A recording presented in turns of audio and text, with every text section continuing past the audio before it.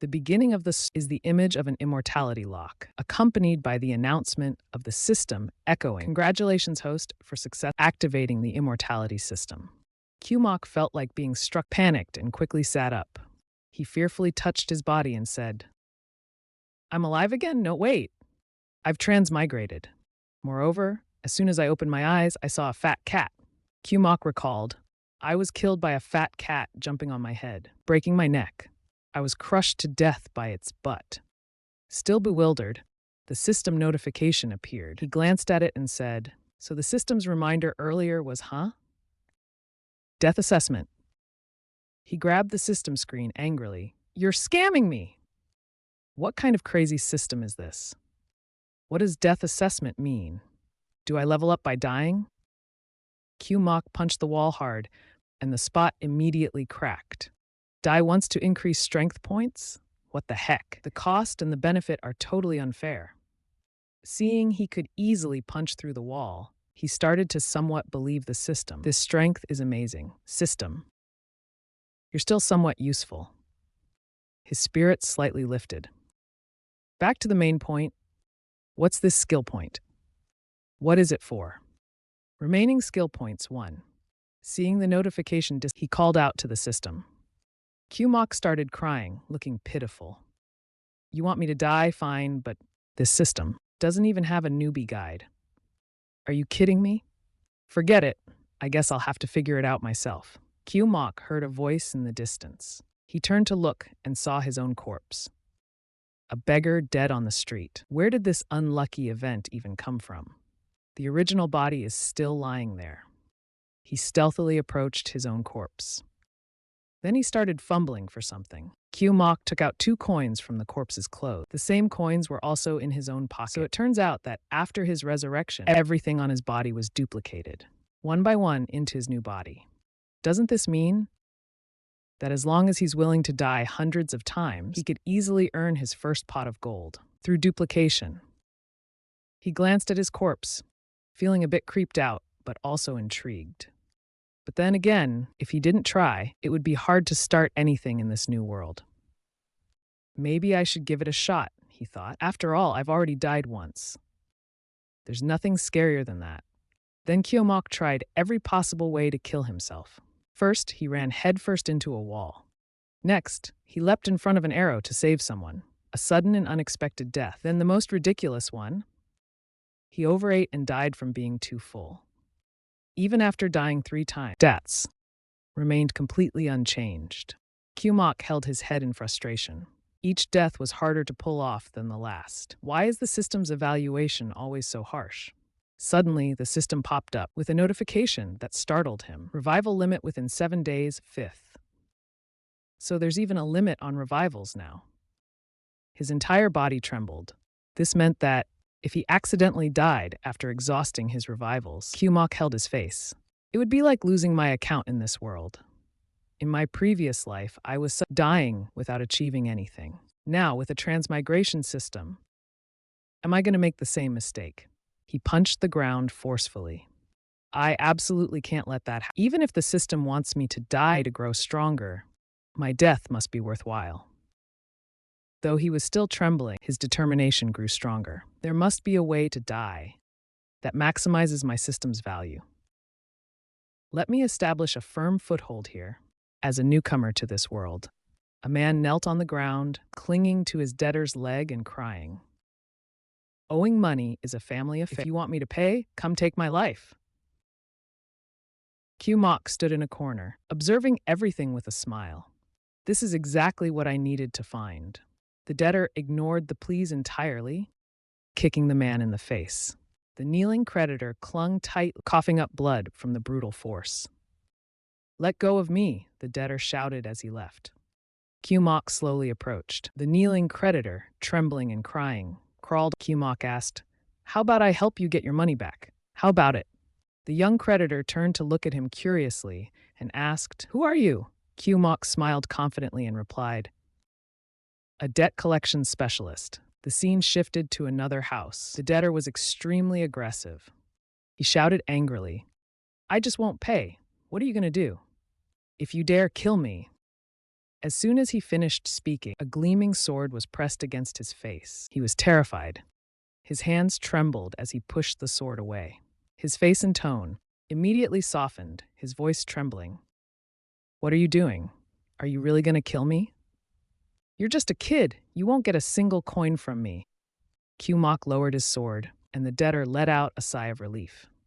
"Don't worry, I'm not here to collect from you."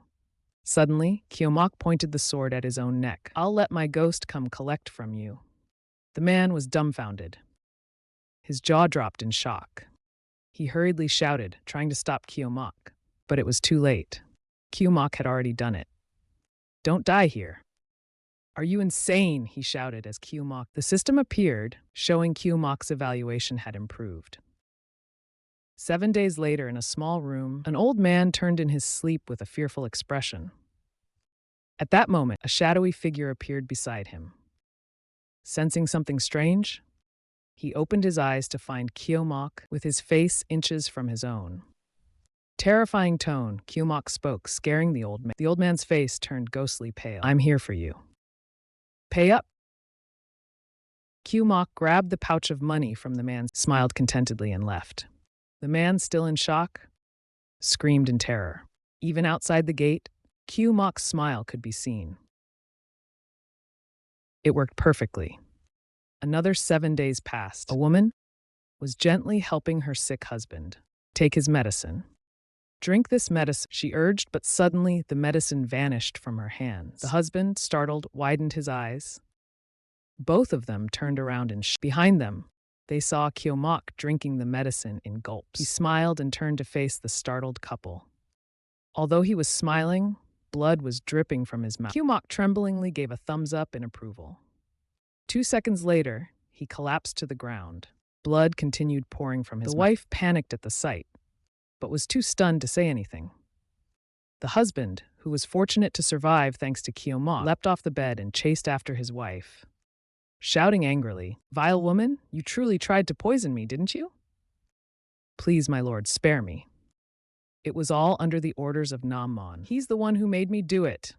An hour later, in a small alley in town, the husband, sobbing uncontrollably, said, "I can't believe you were willing to take the poison for me. Please accept this humble token of gratitude." Q-Mok pretended to be emotional, wiping his, but deep inside his heart was glowing with joy at the sight of money. "No worries, brother. The Q family values helping others above all else." And just like that, 3 months passed. Q-Mok was leisurely sitting in his courtyard, enjoying tea. The gentle sunlight filtered through the trees. Through debt collection and sacrificing himself, he not only earned his first pot of gold since transmigrating, but also became famous across the town for his debt collection. Q-Mok smiled contentedly. Moreover, he discovered that as long as his death was for protecting others, the system's death evaluation would be relative. He felt that he was gradually improving.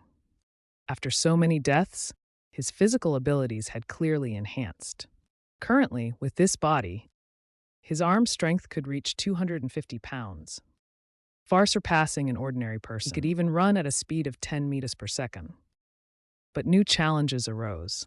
The highest evaluations he could achieve through helping others were still limited to B. Q-Mok held his head, thinking, to achieve higher evaluation, I need a death of greater quality. A death as noble as Mount Tai. From what I know, this world is one where immortals and martial artists coexist. There are countless traitors and evildoers in this world. A new dilemma appeared. A high-quality death must come from battling these people. But my physical condition, compared to immortals and martial artists, is far inferior. What's more, resurrection doesn't make me younger. Obviously, I will continue to age. When I'm about to die, the system will just laugh at me. Maybe it will even toy with this old man further. Q-Mok clenched his fists, determined. I need cultivation techniques. With cultivation techniques, I can find a new path forward. As he was lost in thought, a sweet voice suddenly called out, Excuse me. Are you Q-Mok, the debt collection king? A young woman, with her eyes covered by a white silk ribbon, beautiful like a celestial, was approaching him. Q-Mok, seeing her beauty, stood up excitedly. Yes, I'm Q-Mok, he said. He recalled a game he had played on his computer before. She truly looks like a classical beauty. Can she not see? He wondered. She feels like a real-life version of Ningxia. The beautiful girl spoke as she walked closer. 6 months ago, the Kyo family in Haduong was wiped out by the martial. I was the only survivor, this blood debt. Her tone was calm and steady as she asked, "Can you help me reclaim it?" She leaned closer to Kyomok's face, making her request. In return, I will pass on the Q family's immortal fist technique. Kyomok scratched his head awkwardly. Tianshui, are you not from the Ning family? Hearing his question, Tianshui felt annoyed. You're really not related to Ningxia. Meanwhile, on the street, at a butcher's stall, a childish voice called out, "Boss!" But instead of bringing joy to the butcher, it had the opposite effect. The butcher trembled with anger. Does this pork stall also sell melons now?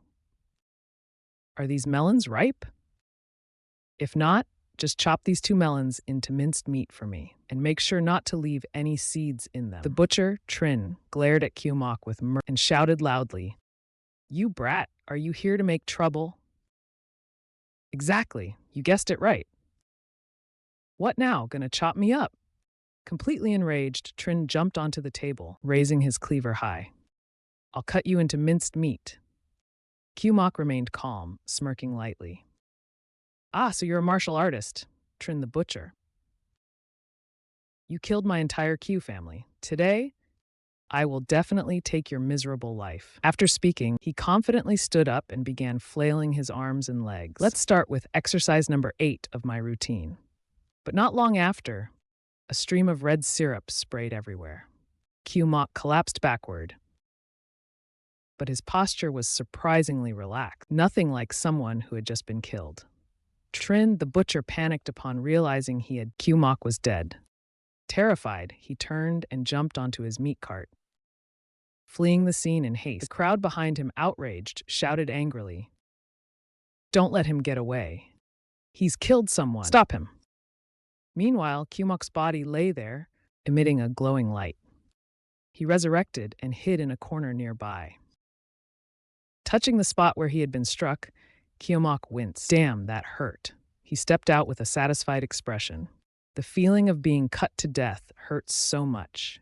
You approach the body lying on the ground.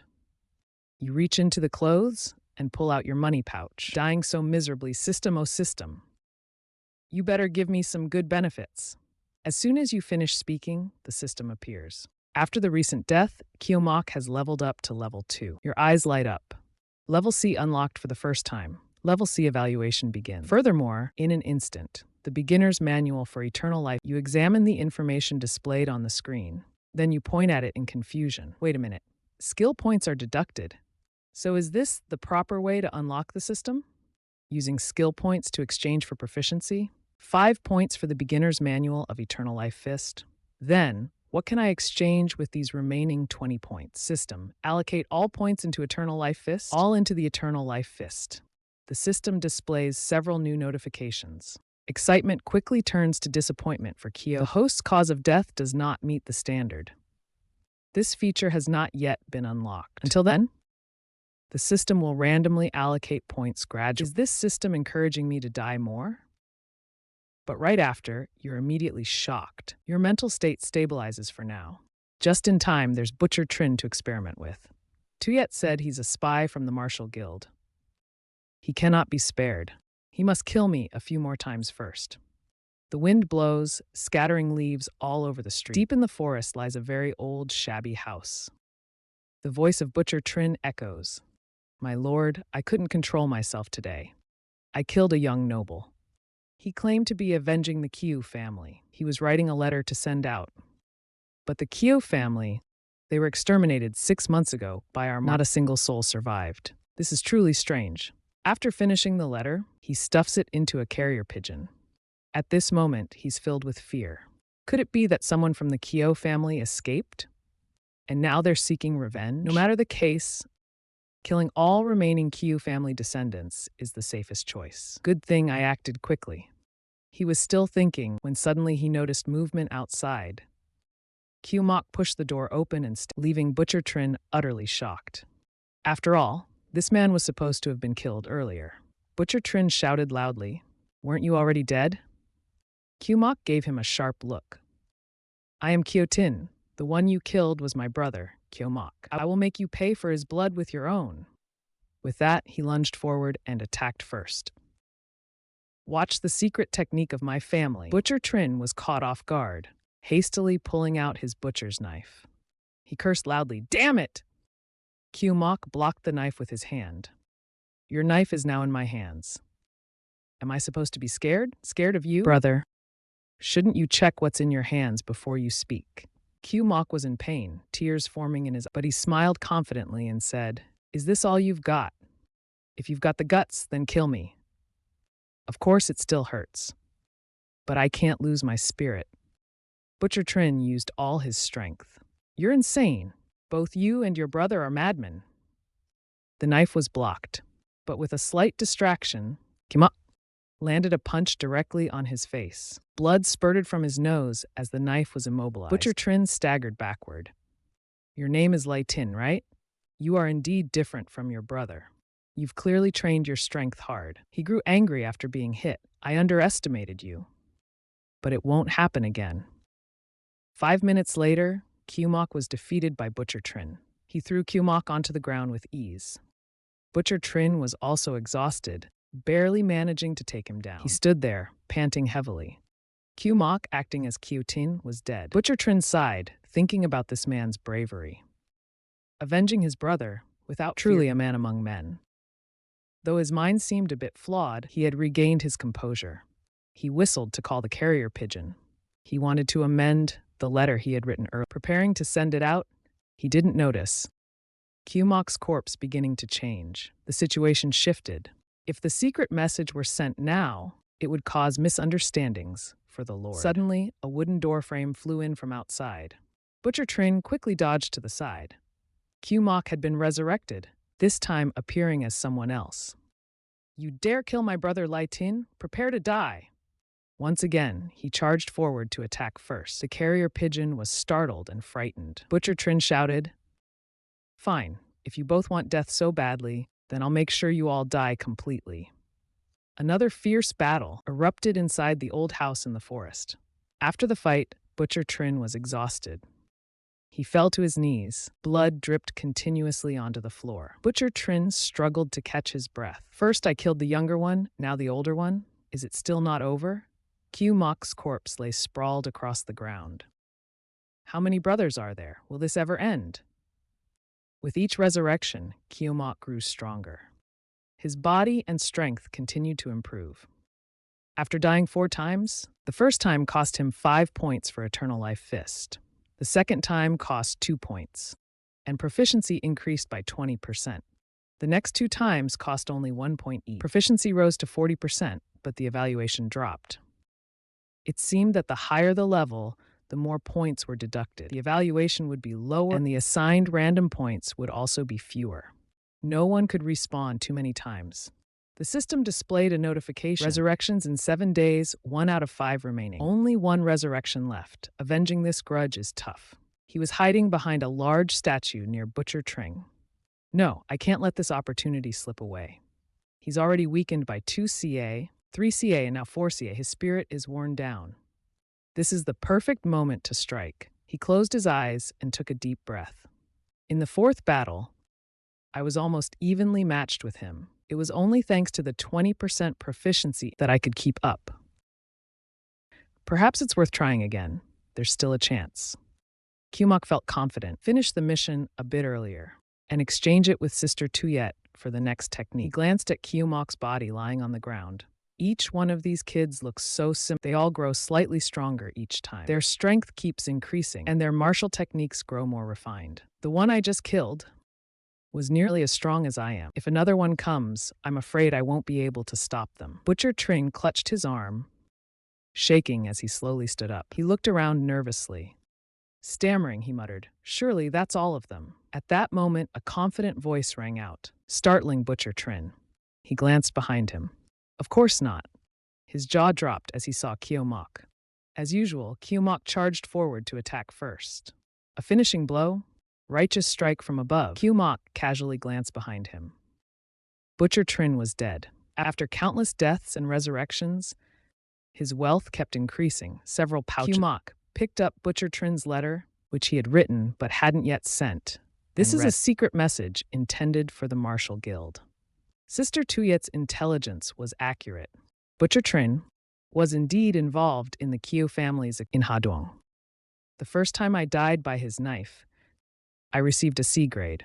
Could it be that the death eval is related to the identity of the one who killed me? If you die at the hands of a villain, is the evaluation higher? I'll have to verify this next time. Q-Mok grinned slyly. The remaining parts of the letter were written in I can't read it. I'll bring it to Sister Tuyet if I can exchange it for any more benefits. After completing the mission, Q-Mok went to find Tan Tuyet. He arrived at a small alley in the outskirts of Nan. Standing outside the door, Q-Mok called out, "Sister Tuyet!" "I'm back." Hearing his voice, Tan Tuyet came to open the door. She reached out her hand to touch the veil covering Q-Mok's face. Tan Tuyet still looked as beautiful as a fairy. She asked, "Where have you been?" But suddenly she paused for a moment. Tan Tuyet quickly withdrew her hand and turned away in alarm. "Something's not right. Your voice isn't right. You're not Q-Mok." Not surprising for a blind girl who had lived alone for over half a year, her senses were remarkably sharp. The increase in vitality and strength in this not only affected them, but even the voice, making it sound like a grown man's. Then, Q-Mok quickly pushed Tan Tuyet into the room. "Puberty, Sister Tuyet. All men go through this phase." "Really? I don't believe you. Do you have proof that you're Q-Mok?" Hearing this, Q-Mok earnestly reenacted the scene from the first time they met. The same question as before. "Are you really not from the Nin family?" In that moment, memories flooded back for Tan Tuyet. Q-Mok's slip-up was clear. He asked her, "Are you really not from the Nin family?" Tan Tuyet, still not fully convinced, moved closer to him. She leaned into his arms, sniffing his scent. Q-Mok was overjoyed, enjoying the feeling of holding a beauty in his arms. So close and happy, he didn't say a word. Tan Tuyet, after a while, pulled back and stopped. Tan Tuyet finally spoke, allowing Q-Mok to breathe a sigh of relief. It really is you, still the same scent." Tan Tuyet sat down, crossing her legs elegantly. She picked up a cup of tea, and ever since the Q family was destroyed, my eyes have been twitching constantly. It's a sign that my divine sight, my eyes have been twitching constantly. It's a sign that my divine sight is awakening. No clue will escape it. So don't even think about deceiving me. Can you stop boasting about your divine sight? I even have the wheel eye. Q-Mok crouched down and pulled out a letter. Yes. The Q family has only me left. The martial saints didn't kill you. Probably because you have a natural spiritual intuition, brilliantly gifted. Speaking of which, Sister Tuyet, when will you teach me the second chapter of Eternal Life? Force refinement. Don't get ahead of yourself. To master internal energy, you must first train your vitality. Strengthen your body. This process takes at least 5 or 6 years. Hearing this, Q-Mok proudly flexed his muscles. "I just want to avenge you sooner, Sister Tuyet. Didn't we agree from the start? You teach me Eternal Life Fist, and I'll avenge the extermination of the Q family. Besides, I feel like this force refinement stage is almost complete." Seeing him like this, Tan Tuyet playfully scolded him for being stubborn. Then she reached out to hold his hand. Tan Tuyet smiled gently, holding Q-Mok's hand. "Let me feel your bones and check how far you are from mastery." Tan Tuyet extended her hand, touching Q-Mok's firm arm. The first thing she felt was how incredibly solid it was, so solid that it startled Tan Tuyet. Her face turned bright red, as if she had imagined something improper. Tan Tuyet shouted in a flustered tone, "Ah, what are you letting me touch?" Q-Mok looked puzzled at Tan Tuyet's reaction. Realizing her misunderstanding, Tan Tuyet was incredibly embarrassed. "Your arm. What else did you think it was?" "Ahem. We've only known each other for a month, and you've already trained to this level. Could it be you're a martial arts prodigy?" She continued to press her hand against Q-Mok's arm. Mastering force refinement takes dedicated effort. There are no shortcuts but you. Q-Mok smiled with a hint of smugness. "If you've already noticed my training isn't bad, why not go ahead and teach me the next step?" He silently calculated. Eternal Life Fist, a unique martial art of the Kyo family. By mastering the eternal life fist to perfection, one can achieve the realm of false immortality. This foundational technique is ideal for cultivating. I must complete the training as soon as possible. This is the path of cultivation I must follow, immortal. Tantuit lifted the teacup in his hand. Although you have practiced well, you've only been training for a month. Chindote hasn't mastered inner energy yet, but his arms have the strength of hundreds of pounds. Once you finish training your strength and can defeat Chindote, I will teach you the next steps. No need for later. I've already finished the job. Chindote is already dead by my hand. Hearing this, Tantuit was so shocked his jaw dropped. How is that possible? Kyumuk leaned back in his chair and scratched his head. Not only is he dead, I also found a secret letter on him. Unfortunately, the tadpole script on it is unreadable to me. Tantuit recalled the massacre of the Kyu family by Chindote. Tadpole script, a secret letter? Tadpole script is a coded language used by the marshal for internal communication. It seems you really did kill Chindote. Unbelievable. He actually managed to defeat Chindote. Kyumuk took out the letter. Tantuit continued, since you killed Chindote, I will teach you the next chapter of the eternal life fist's advanced tech. As promised, sit in meditation before me. Listen as I teach you the mantra. Tantuit began teaching Kyumuk the mantra of the eternal life fist. Form aids the visible, the unseen supports the true. Use solidity in one place. Half an hour later, Kyumuk meditated on the eternal. His mastery of advanced techniques reached 40%. He looked at Tantuit and thought, mastery progress hasn't changed much. However, using the system's reward is far quicker than self-training. I must find a stronger villain than Chindote to challenge. Tantuit handed Kyumuk a small notebook. This is the key to decoding the tadpole script. Take a look. Translate the content of the letter for me. Kyumuk began to flip through the note. He cross-referenced it with the letter. It seems the letter says, the Emperor of Daivium will leave the capital. He will set out in the near future.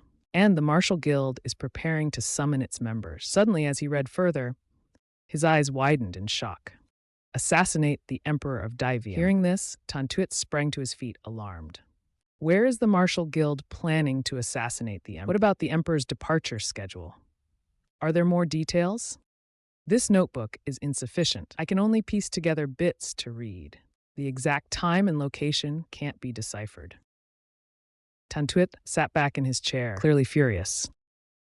The Martial Guild truly has audacity beyond limit. However, if they make a move, there's a real chance they might succeed. Hearing this, Kyumuk curiously asked, is the Martial Guild really that powerful? I've only told you before that it was the Martial Guild and who destroyed the Kyu family, but we never discussed the reasons.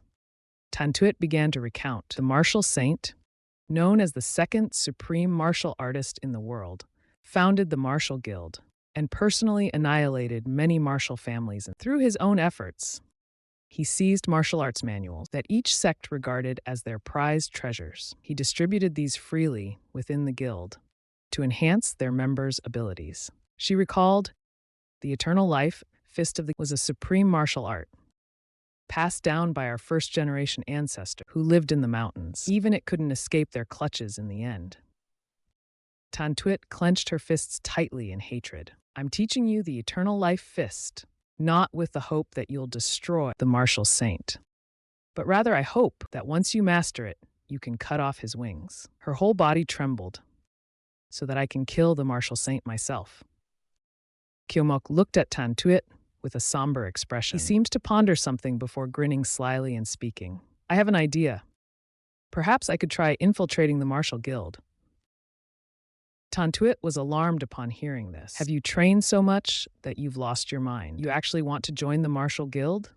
Kyumuk stood up and slammed the table, his face full of determination. First, I'll join the Martial Guild. Then I'll assassinate the Emperor as a hitman of the Martial Guild. This way, the Daivium court and the Martial will surely fight to the death. Kyumuk stroked his chin. If I can't infiltrate the Martial Guild, I'll keep targeting its members and try to get the full details of their assassination, the plan to kill the Emperor. By then, I can act as a hitman myself to stir the waters and create chaos. This will ensure the Martial Guild faces the wrath of the court, so your revenge can come sooner. Tan Tuit wanted to stop him from entertaining such ideas, but Kilmuk refused to listen to her doubts.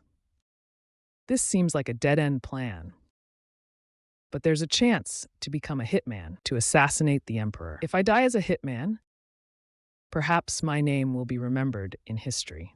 Such a death would surely be highly praised. He began to imagine countless glorious possibilities. Moreover, a guild founded by the world's second best with countless martial manuals freely accessible to its members, even containing the complete eternal life. Isn't this the training ground I've always dreamed of? Perfect.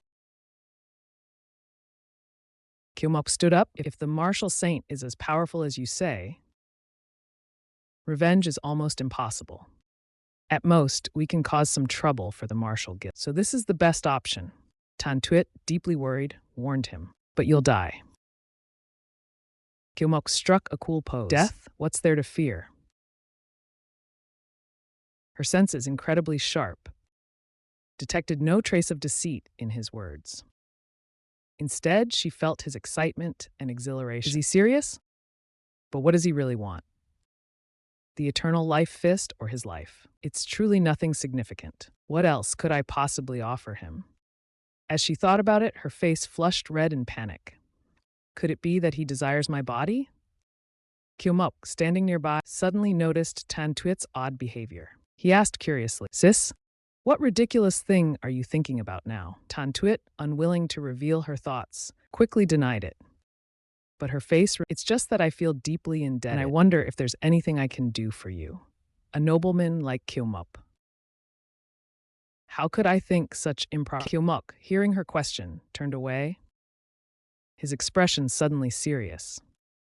"Speaking of which, there is indeed one thing, and only you can do it." Tan Tuit immediately asked what. Kilmuk pointed at her and laughed mischievously. "Hey, it's a secret." Tan Tuit utterly looked at him as if he were acting bizarrely. Meanwhile, Kilmuk maintained his air. She sighed deeply. "If he's not afraid of death, I suppose I'll let him try." Tan Tuit stood up. Kilmuk, watching her, asked with satisfaction, "By the way, do you know if there are other martial guild members nearby?" Hearing his question, she mentioned a name. The Lord of Swallow City. Kweknyam. A whip lashed down on a young man in the street, causing him immense pain. Another passerby was struck, sending the pedestrians scattering in fear. They shouted warnings to each other. "The vicious Quach is here, run quickly." "Spare us, Master Quach." A young man dressed in purple sat atop a horse, his nose in the air, radiating. His subordinate, whip in hand, walked ahead, a malicious look on his face. "Clear the way for Master Quach." Suddenly, Master Quach glanced toward the roadside. He sneered maliciously, pointing at a pair of siblings helping a fallen passerby to their. Then he ordered, "Bring that beauty over here." The siblings, upon hearing this, immediately drew their swords. "Don't even think about it, you shameless scoundrel. I would rather die than let you have your way." Suddenly, the brother's hand was seized. Two burly bald men approached him and said, "Our young master invites you to have a conversation with him." The sister standing nearby was utterly shocked upon hearing, because until now, everyone thought the person he wanted was her. The beauty he referred to was actually both siblings. Realizing the truth left them both angry and embarrassed, shouted, "Shameless scoundrel! Zhang Lang, I'll help you today to teach this spoiled brat a lesson." Hearing this, the young Master Quach angrily gritted his teeth. He pointed at the sister and ordered, "Teach her a lesson, this arrogant, ignorant woman. Go." His burly henchman rushed towards the sister, planning to overwhelm her by sheer. She was suffocated as they pressed against her. The young Master Quach looked on, extremely satisfied. However, he failed to notice a figure emerging from above. Behind him, someone was poised to leap down. With a loud crash, the noise startled everyone around. The commotion drew everyone's attention. The young master's henchman shouted out for him. The man who had been wielding the whip earlier was now lying unconscious on the ground, foaming at the mouth. Meanwhile, the young master was being choked by Q, lifted into the air with one hand. In his other hand, he held a brick. The young master struggled to breathe, but arrogant, shaking as he shouted, "You brat! Let go of me at once." He trembled and shouted, "You brat! Let go of me. My father is the lord of Yan City." Q Mok, hearing this, smirked mockingly. He asked back, "So what?" The young master's eyes turned bloodshot as he struggled to, but he didn't forget to threaten Kyo Mok. "My father is coming soon. You won't be able to escape. When he arrives, I'll make sure you wish for death over life." Hearing this, Q Mok pretended to look serious outwardly, but was secretly thrilled inside. Such a great opportunity, he thought. He began imagining and calculating his plan. "I initially only intended to do a righteous act, killing the city lord's son, and then letting his lackeys kill me in return. But if I can make the city lord himself kill me, then the death evaluation score will surely rise higher. Right, system? Show me immortality. Righteous acts, death evaluation." He pondered. Q Mok's evaluation score was indeed increasing. He noticed a notification, "Death evaluation," appearing for the first time. "So even the system agrees with my plan," he thought. He smiled with satisfaction. The young Master Quatch's burly henchman hurriedly ran towards him. Meanwhile, the siblings, seeing someone come to help, were deeply grateful. "Thank you, hero, for coming to our aid. But this man is extremely powerful. We can't drag you into this. Hero, you must escape quickly." Q Mok ignored their pleas entirely. He raised his hand and slapped young Master Quatch hard, stinging his face. The henchmen were so frightened they nearly fainted. The sister, seeing him daring to strike the young master, was Q Mok stopped and pointed at Quatch's henchmen, ordering them. Meanwhile, the young master, his face swollen from the slap, hurriedly begged for mercy. "Everyone stop. If you don't, I'll kill him. Hero, spare me. This entire city belongs to my family. Whatever you want, just say it. I'll give it to you. Please don't kill me." Q Mok glanced at him indifferently, but said nothing. Q Mok grew angrier and struck even harder. "Don't give up so quick. Call your father over here." Suddenly, a group of 8 riders appeared on horseback, stopping abruptly behind Q Mok, drawing his attention. Leading the group was a man in a purple robe, looking quite imposing. The young Master Quatch weakly called out, "Father!" It turned out his father had arrived. Q Mok sized him up and made his assessment. "This must be Quatch Nam. He does look quite formidable." At that moment, Quatch Nam, clearly furious, shouted angrily at the scene. "Shut up!" Q Mok was stunned immediately. Quatch Nam truly had exceptional martial arts skills. Just a single shout was enough to create such immense pressure. Quatch Nam's eyes were sinister. He thought to himself that the young man hadn't developed internal power. He was merely a martial artist in the force training state. However, being able to lift a person effortlessly showed extraordinary arm strength. At that moment, Quatch Nam dismounted his horse. He approached Q Mok step by step. Every step he took radiated a certain power. The subordinates standing nearby all respectfully knelt down. The closer he got, the more oppressive his aura became, making Q Mok tremble. Why does it feel like being crushed by a massive weight? It's unbearable. At this moment, his face showed immense discomfort. Meanwhile, Quack's son was being strangled by him to the point Q Mok couldn't hold it any longer and shouted, "Stop!" At that moment, Quatch Nam's oppressive aura began to dissipate. His gaze shifted subtly toward him. He thought to himself, he can still speak. Ordinary martial art would be too oppressed to even utter a word. His courage isn't too bad. Though he thought one way, outwardly, he expressed another. Quatch Nam smiled kindly and spoke with great courtesy. "Don't be agitated, young friend. If there's an issue, let's sit down and discuss it. It's true that I failed to teach my son properly. Please, young friend, release my son first. In the future, I will certainly discipline him more." Seeing his attitude, Q Mok was disappointed. "Fortunately, I prepared a provocative expression. How can you apologize the moment you open your mouth? Aren't you supposed to intimidate me in every way possible? How am I supposed to let you kill me now?" He glanced at the system's evaluation notification. Acting chivalrously, the predicted death rating C+ is rising. The death rating hasn't dropped yet. There's still a chance.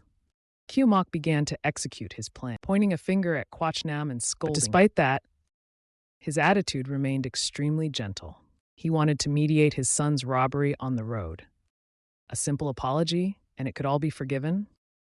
You two must be disciples of the Minwet sect. I, Quach Mo, have some ties with your master. On another day, I will surely send 100 taels of silver as an apology. So could the two of you forgive my son's disrespect this time?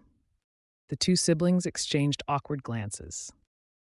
He even knows our background. So is this a threat? Well, kind of. After all, Non-City is Quachnam's territory. There's nothing we can do about him. Not wanting to cause more trouble, they reluctantly accepted Quachnam's apology politely. Lord Mayor, you're too kind. To be honest, we've just arrived in Non-City, and we may have been a bit rash. The bystanders gossiping around them kept talking nonstop. Just let it go like that? What about the people injured by Quach's son? It's not just a 1-day or 2-day thing. Avoiding more trouble is better than causing it. At that moment, Kyumok shouted angrily, calling out Quachnam's, startling everyone nearby. He began to reproach him. Although Quachnam was inwardly furious, he still forced a smile. Don't you think that simply compensating with money and apologizing will settle everything?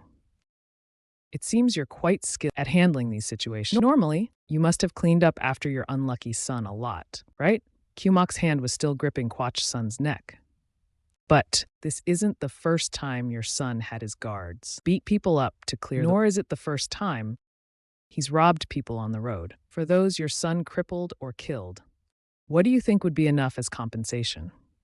The more he spoke, the angrier he became. His hand tightened around his neck, even making it impossible for him to breathe. I think his life should be used as compensation. Quachnam, seeing he had already humbled him, but Kyumok still wouldn't relent, became furious. This brat won't yield to softness either. Truly difficult. He spoke again, but his tone and expression had changed, showing signs of impatience. Young friend, don't hesitate. What must I do for you to release my son? Hearing this, Kyumok sneered. If you want me to release him, it's simple. He pointed to himself, only if I die. Kyumok's hand remained tightly gripping Quach's son's neck, ignoring his struggles. The citizens who had been whipped by Quach's son earlier spoke up with gratitude. A passerby, standing up for justice on our behalf, even risking his own life.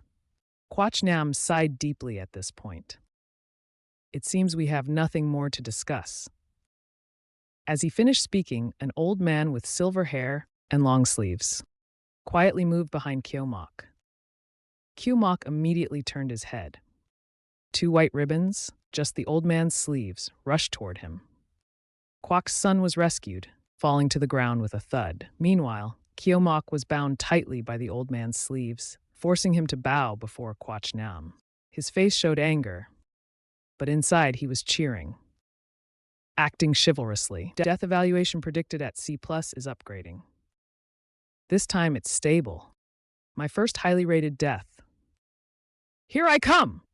Quachnam looked down at him and asked, Young man, what's your name? Kyumok, forced to bow but unafraid, replied. He was waiting for this death of his. My name is Kyumok, a nobody. No background or patron. Lord Quach, just kill me. Don't hesitate, act quickly. What are you waiting for? Hearing this, Quachnam's eyebrows furrowed. He praised Kyumok. You do have some courage. Then he ordered the old man to release him. This action of his left both Kyumok and the old man completely stunned. They froze in place. Quachnam continued to speak. His reaction was entirely different from what Kyumok had anticipated. Kyumok, you are braver than most. Indeed, you're not an ordinary person. If you're interested in joining the army to serve the nation, you're welcome to come to Non-City and register at my city lord's mansion. Kyumok was inwardly crying at this moment. The plan he had painstakingly crafted had completely fallen apart. Is there something wrong with this script? After everything was resolved, Quachnam took his son and left. At that moment, Quach's son called out to his father. Quachnam turned around angrily and slapped him hard without hesitation. Quach's son fell to the ground from the blow. Quachnam yelled, Shut up! I've been too lenient with you. Bring him back for me. Then he mounted his horse, preparing to leave. Before leaving, Quachnam didn't forget to turn around, and Qmok stood there dumbfounded. Qmok, if you've made up your mind, you can come to my city lord's mansion anytime to register. Qmok was completely frozen in place. The onlookers resumed their chatter, talking among themselves nonstop. Although the city lord's son is useless, the city lord himself is a man of principle. Our city lord is so magnanimous. That righteous young man is really lucky. He's now caught the city lord's eye. If he wants to join the city's defense force, he can't rely on just one officer. Qmok's plan was completely ruined, making him scream internally. After all this effort, the atmosphere had reached this point. Jihoon had already made up his mind. Why am I still alive? The city lord and his son are truly unsettling. They actually didn't let me die.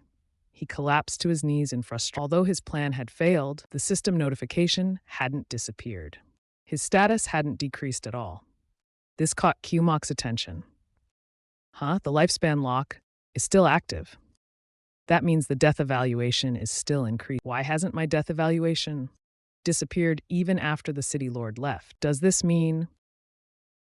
He suddenly realized something, but then wondered to himself, if I die now, can I still receive a high death evaluation?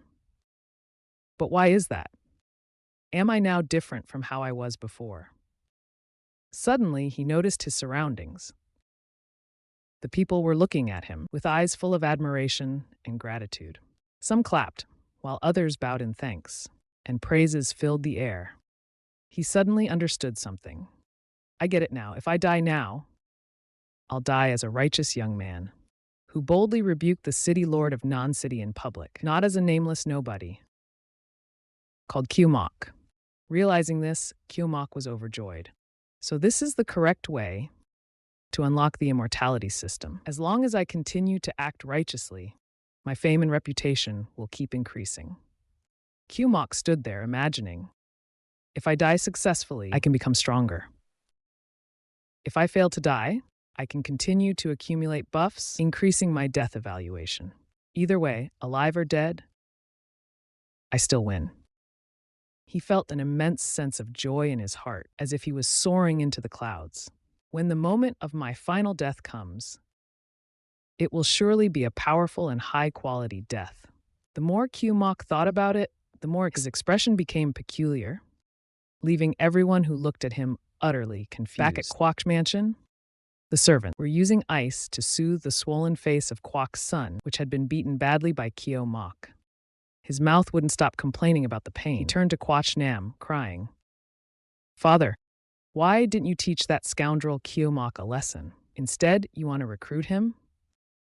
Quachnam, with a stern expression, replied, "No need to rush. His matters are none of your concern anymore." He recalled the moment Qmok was restrained, and the expressions of the townsfolk at that time. Even an ungrateful son like you doesn't understand how much resentment has been accumulating among Nyan City. If I had killed Qmok in front of them, the reputation I painstakingly built would have been destroyed in an instant.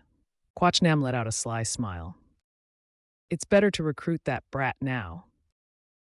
If it can pacify public anger and earn some favorable goodwill, why not? He looked at his son and reprimanded him. You unfilial child, you should have been disciplined a long time ago.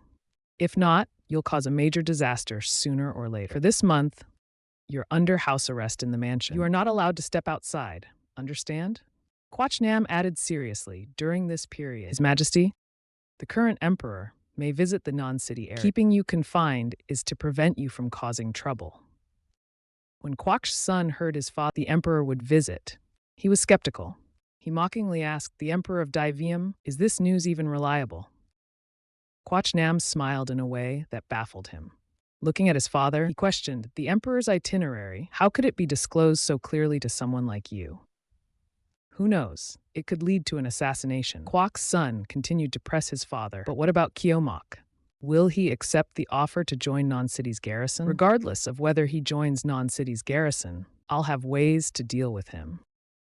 Quachnam leaned back in his chair, slapping his thigh with satisfaction as he spoke to his son. If he really joins, then it'll be even easier to handle him. At this moment, he came up with a sinister plan. Recently, Haven't bandits been causing chaos near Dongsan's outskirts? When the time comes, just send him to the front lines to die. Qmok returned and recounted everything to Tan Tuyet. You beat up his son, yet he still wants to recruit you into Non-City's garrison. She seemed to sense something suspicious about it. But Qmok didn't seem to care. Half of it's probably a trap, so I'm definitely going to the city lord's mansion. Tan Tuyet, seeing his determination, let out a sigh. She pulled a small book out of her belongings. If you're so insistent on doing this life or death thing, I have a martial art technique that I can teach you. Hearing this, Qmok's eyes lit up, and he quickly took what Tan Tuyet handed him. This is a secret martial art passed down in the Kyo family. It involves damaging your meridians as the price to unleash the body's potential, allowing an explosive burst of strength. Your internal energy can surge instantly, at least doubling. He held the secret manual in his hands. Heavenly Demon Dissolution Technique. Qmok's eyes sparkled with joy. To think such a treasure exists. Tan Tuyet turned to caution him. Of course, you must first cultivate internal energy before using this desperate last resort technique. She furrowed her brows. Qmok, you act much like the ancient chivalrous heroes. This mindset aligns well with martial arts, so your martial skills may, in fact, grow faster than others. Although she said that, deep down, she was very worried about him. Tan Tuyet felt a mix of sadness and concern. I'm giving you the Heavenly Demon Dissolution Technique. It's not because I want you to risk your life. I just hope you'll have a chance to survive. Qmok looked at her with a gentle smile and replied, I understand. Then he turned back, gazing joyfully at the secret manual in his hands. Tan Tuyet sighed again. The scene shifted to the Nyan City garrison camp. Qmok was practicing martial arts. In his hands was a long spear, and he was practicing earnestly. He looked at his weapon with satisfaction. Since ancient times, spears have been a soldier's lucky charm. I hope it will bring me good fortune, he thought. Behind him, a few veteran soldiers were gossiping, seemingly displeased. So this is the famous Qmok. He looks pretty ordinary to me. He's just a peak force practitioner. Can someone like that become a team leader? What's he relying on? Connections, obviously. After all, he dared to arrest the city lord's son. The city lord praised his bravery and promoted him, breaking the rules for him. The two soldiers continued to chatter enthusiastically. Just wait, on the battlefield, only real skill matters. He won't last a few days. Qmok paid them no attention. He sat down by himself, cultivating peacefully. Qmok felt satisfied. I've learned another skill. I wonder when I can die to level. Suddenly, a shout of "Team Leader" caught. He opened one eye, turning his head toward the sound. A middle-aged man, with a friendly demeanor, walked up to him. He was often called Old Hoang. I heard you're looking to buy some martial arts techniques and fist manuals. That's right, Old Hoang. Do you have any? Team Leader, my surname is Bai. The soldiers nearby immediately began mocking Old Hoang. With those yellow teeth of yours, you call yourself Bite? Haha, just stick with Old Hoang, move along. Ignoring their nonsense, he turned back to Qmok with a smile. I'd rather deal with you than argue with them. Captain, this is a hard martial art technique. Do you need it? Hard martial arts? But I haven't mastered internal strength yet. If there's an external hard martial art for self-defense, it would be great. At this moment, an old monk in armor approached, laughed loudly, and interrupted their conversation. Captain, shouldn't you first ask what kind of hard martial art is talking about before deciding what to say next? Old Hoang confidently smiled and answered, Iron Yang technique. Hearing this, Qiao Mu started imagining it. He turned around abruptly and clasped his hands toward Qiao Mu. I usually love studying martial arts. This Iron Yang tech, I want it. Hand it over, Old Hoang. That is also one of the body's weaknesses. One must protect such points well. Seeing Qiao Mu so enthusiastic, Old Hoang quickly pulled out a book from his robe. What are you saying, Captain? No money or silver involved. This Iron Yang technique is my tribute to you, Captain. Suddenly, Old Hoang turned his head back, looking vigilant. He cautiously told Qiao Mu, 4 months ago, my daughter-in-law, who was pregnant, was whipped on the road. The child was lost, though my daughter-in-law is fine. Her health is still weak. Old Huang bowed his head low. Captain, if you avenge this for me, you'll be my benefactor. You don't have to do this. I cannot take martial techniques for free. I will repay this in the future. Old Huang was already tearing up at this point. From afar, a soldier ran toward Qiao Mu to report. What are you talking about repayment? This is my gratitude. Captain Suo invited you for a meeting. It seems Qiao Mu had already anticipated this. The scene transitions to Suo's tent. Qiao Mu is now standing upright before Captain Suo. In the outskirts of Dongshan, there is a man called Mountain Bandit King Song He, extremely reckless and arrogant. Captain Suo broke the bandit's flagpole in his hand. He shouted angrily, looking extremely furious. A mere mountain bandit daring to call himself a king? What a joke. Qiao Mu cast a highly evaluative glance toward Captain Suo, but he remained silent. Captain Suo continued to express his outrage. Moreover, this Song He has committed every crime imaginable, from robbing officials to petty theft. In just 6 months of occupying Dongshan, he has committed hundreds of crimes. This bandit is also a lecherous fiend, kidnapping numerous innocent women. He teared up, pretending to turn away in grief. The women he abducted, if lucky, were able to return, but the unlucky ones died miserably in his camp. Qiao Mu immediately played along, his eyes filled with righteous anger. He's worse than a beast. This bandit must be eradicated. We can't let him remain. Seeing his fiery determination, Captain Suo got straight to the point. I plan to send a force of 1,000 soldiers, and in 5 days they will set out to suppress the bandits. Captain Suo patted Qiao Mu's shoulder. I've heard you're exceptionally brave. This time, in suppressing the bandit, will you lead as the vanguard? Hearing this, Qiao Mu clasped his hands together.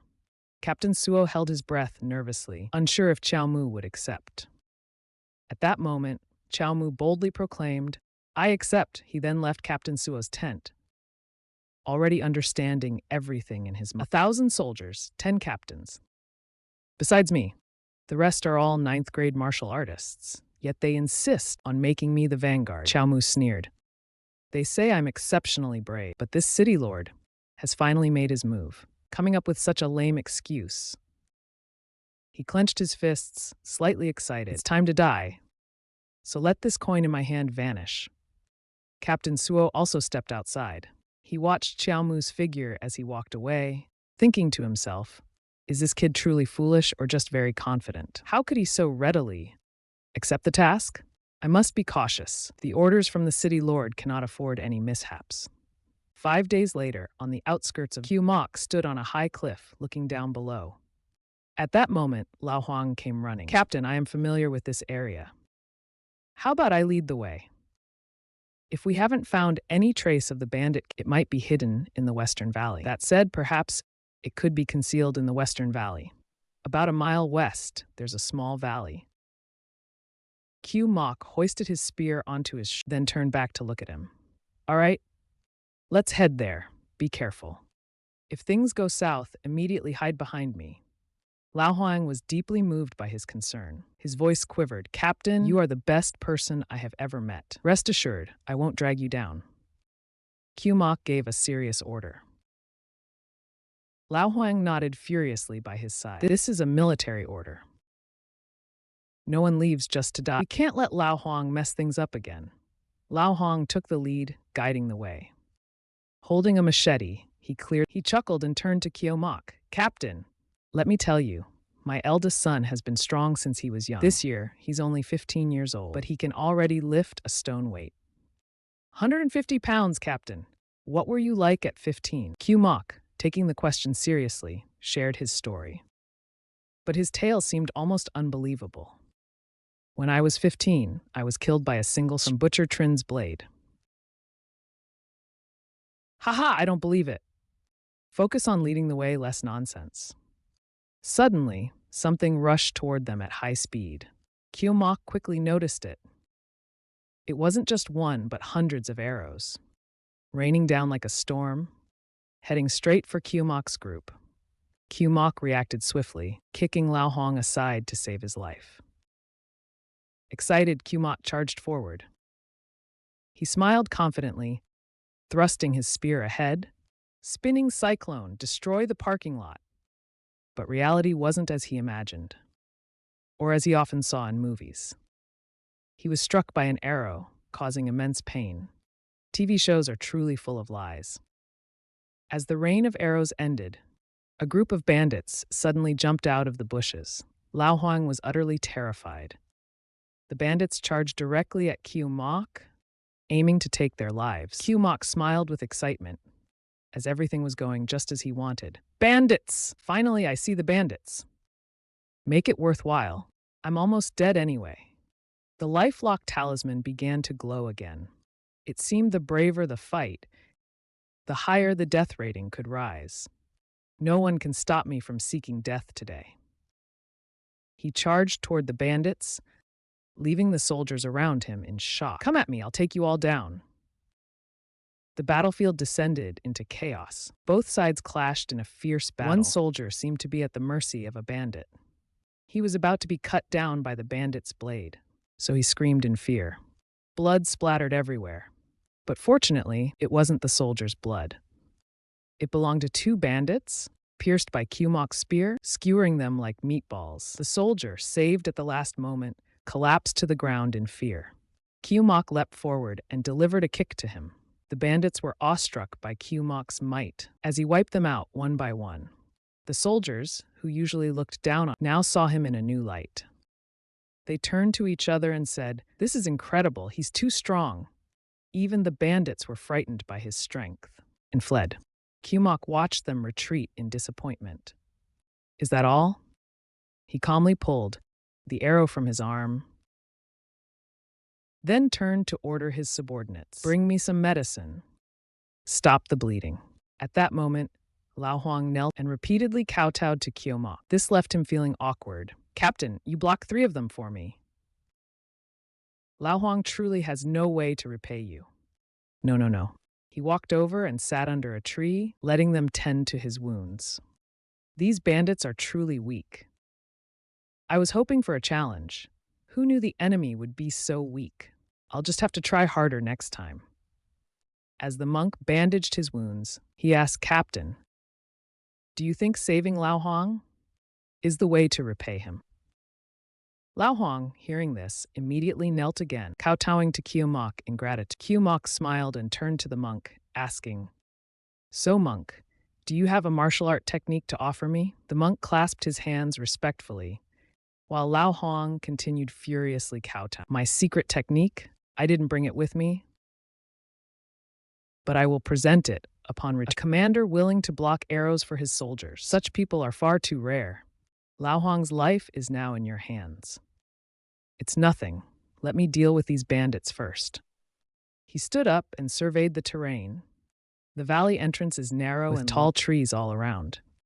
The bandit camp could be in the valley ahead, or there could be an ambush ahead, luring us deeper in. Going further might just lead to death. Q Mok turned to ask Lao Huang, Lao Huang, does this valley have a name? No, I? Hearing this, he carved 3 words into a tree. Lak Mok Valley, naming the place. Q Mok smiled with satisfaction. If it has no name, let's call it Lak Mok Valley. This name is quite lucky. Now, where should I die later? Are you here for a battle or a sightseeing trip? As they casually chatted, a voice interrupted Q Mok. Why have you stopped? Keep moving. Didn't I tell you to scout ahead? Q Mok then explained what they had just encountered. However, the lieutenant did not seem interested in hearing any of his reasons. We were ambushed by bandits earlier. Up ahead is a valley, and there might be an ambush. You are the vanguard. Whether there's an ambush or not, isn't it your job to find out? If there truly is one, we will, of course, come to your aid. I think you're just a coward. His face darkened, and he gritted his teeth. Or are you saying you want to disobey orders? Disobeying would be even better. I could kill you right now and fulfill the Lord's orders. But contrary to his wishes, Q Mok responded obediently, saying only 2 words, yes, sir. He turned and marched forward confidently, ignoring the blood pouring from his wounds and the pleas of his comrades to stop. The lieutenant sneered, Thank you, Q Mok, From now on, you're my best brother. To die disobeying orders by a lieutenant? Pathetic. I want to be a man and die fighting bandits on the... Then he smiled and said, once I finish with the coin trick, I'll send you off properly. But barely 2 seconds later, his face darkened. From the cliffs above, numerous began descending rapidly. It was clear they had prepared an ambush. Lao Hong screamed in fear, while Kyo Mok turned back and shouted at them, there are hundreds of bandits hiding in the caves. We don't have enough people to fight them. Why are you standing there? Run! Hearing his shout, they immediately turned and fled. But Lao Hong seemed to realize that Kyo Mok was the only one not Kyo Mok. He was staying behind to hold off the bandits for their escape. Seeing this, Lao Hong and the monk became extremely anxious. The captain is risking his life. He's covering for us. We have to go back. Realizing their intent, Kyo Mok shouted at them, all of you, stay back. Do not return. This is an order. Hearing him declare it as an order, both Lao Hong and the monk hesitated, unsure of what to do. From a distance, they stood teary-eyed, watching him fight. Then, the lieutenant shouted loudly from above, do not retreat without orders. It was as if he intended to send them all to their death. Anyone who disobeys will be... Kyo Mok, fighting fiercely, glanced at him with disdain. If I don't die, then all of my subordinates will have to be buried with me, right? Lao Hong, hearing this, raised his voice and shouted, Captain, if you're going to die, we'll die with you. But as they rushed toward him, Kyo Mok used his spear to block their path. He kicked a bandit in front of him with great force and shouted, get out of here! Do you want your wife to become a widow? Do you want your children to be bullied in the future? Lao Hong, hearing his words, felt torn. He didn't want to leave Kyo Mok behind. But we can't just watch you go to your death. Kyo Mok didn't argue further. He immediately charged forward to confront the enemy. If you don't want to die, then shut up. With that, he plunged into the swarm of bandits who outnumbered him like ants. Lao Hong reached out helplessly, grief-stricken, calling out, Captain! Kyo Mok, while fighting, shouted, what you can't do, let me do. What you can't say, let me say. You cannot die. At that moment, an arrow struck him in the chest, causing him to spit out a mouthful of blood. Not only in his chest, but his back was also pierced by arrows. The number of bandits grew even larger. Alone, Kyo Mok faced them all. It was as if the system gave him strength. If someone must die, I'll go first. The bandits were sent flying by his attacks, some even clutching their broken bodies in agony. Kyo Mok stood tall, looking incredibly heroic. Tell them not to be afraid. You raised your hand, waved, and they all charged forward for me. Then you rushed in and started fighting them. Come, bring even more of them. The more Kyo Mok fought, the fiercer he became. I could feel a force emanating. The mountain bandits kept coming in greater numbers, but anyone who charged in was immediately killed by him. He could feel it. A force seemed to want to burst out from within. That's why the more he fought, the stronger he became. Without feeling, Commander so observed from above, watching Kyo Mok's internal energy. How could this kid have developed internal energy already? He frowned and gritted his teeth. A 20-year-old, already able to develop the internal energy. Either his talent was extraordinary or his determination was unparalleled. It's just a bit of internal energy. It's enough to sustain him for a few more breaths. His spear was incredibly powerful as it thrust forward. Commander so observed carefully and seemed to realize something was off. He just recently developed internal energy. How could he be this overwhelming? He looked at Kyo Mok, who was continuously radiating power. No. This must be some kind of explosive secret technique. Commander so thought for a while and then covered his mouth. So it's the heavenly demon disintegration technique. Ha ha! To think he would use such a self-destructive move. He looked at the mountain bandits surrounding him and became certain. This time, he's definitely gonna die. Old Huang, with tears streaming down his face, shouted for the captain. They intended to fight to the end. But at that moment, Kyo Mok's spear slammed into the ground, creating a swirling tornado of wind that stopped them from approaching. At the same time, it sent nearby bandits flying. Q-Mok ordered them not to come closer. The strong winds carried dust and making it impossible for Old Huang to open their eyes. But Q-Mok stood there, incredibly mighty. His eyes were bloodshot. Today with me, Q-Mok here. No one shall dare to cross this circle. The mountain bandits shouted loud. Don't be afraid. Charge at him all at once, they yelled. All of them rushed toward him simultaneously. Q-Mok showed no fear and instead smiled brightly. Without hesitation, he charged forward. With a single sweep of his spear, he took down several of them. The more they fought, the more motivated they became. The Old Huang and others watching from outside were extremely angry. Everyone was deeply worried about him. At this moment, Q-Mok's body was covered with wounds. If it wasn't from swords and knives, it was from arrows. A piece of his blood-soaked clothing flew toward Old Huang, who was crying nonstop. He reached out to catch it. All the soldiers in Q-Mok's group looked at him from below. Everyone was heartbroken, weeping for Q-Mok, thinking he was already dead. Q-Mok single-handedly defeated hundreds of bandits. Their corpses were piled up into a mountain beneath him, the commander of so thought everything had gone according to his plan. He let out a cold laugh, thinking this time Q-Mok was done for. The commander then shouted, ordering Q the vanguard, with unwavering loyalty, "We shall not fail you. Kill for me, charge for me." When he rode down to the battlefield, everything was already over. Corpses lay scattered everywhere. The commander saw Q-Mok standing motionless there. He turned to his subordinates and said, "The sweep is over. Return to the city." Old Huang was shocked to hear that. To Yan City? But these bandits are only fleeing. The sweep isn't complete. Moreover, we haven't found the bandits' mountain camp. The commander seemed unwilling to hear any more. He turned and left. There are too many bandits. We can't risk advancing further. Follow the orders and return to the city. The monk and Old Huang, seeing his attitude, were outraged. Now you realize you can't take the risk. Why didn't you arrive earlier? Did you send the captain to his death? Now that it's come to this, let's bring the captain's body back. No matter what,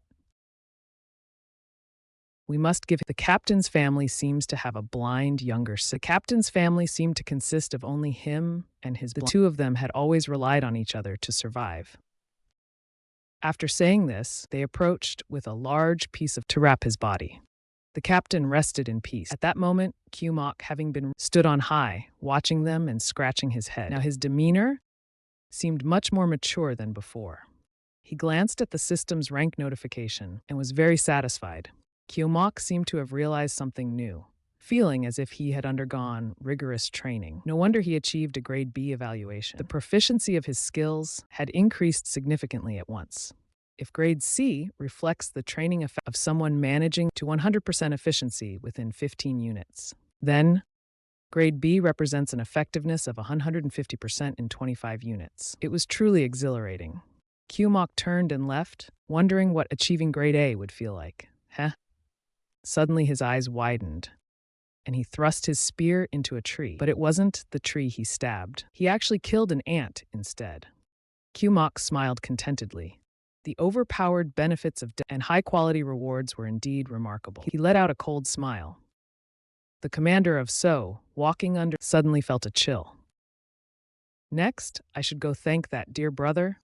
Time to repay the favor, he thought. The cold weather came quick. A unit led by him was on its way back to Yan City.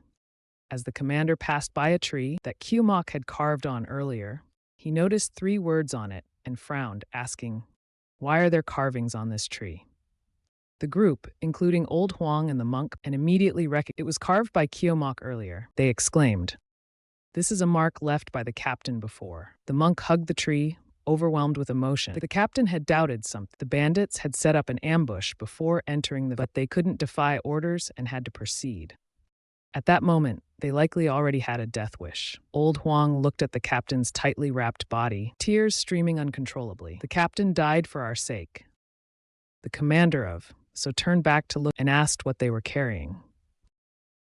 He dismounted from his horse and walked towards the group. Old Huang bowed respectfully and reported, "Reporting to you, sir, it's the body of Captain Q-Mok." Hearing this, the commander of So glanced at the white cloth-wrapped body. "The body of Q-Mok?" he questioned.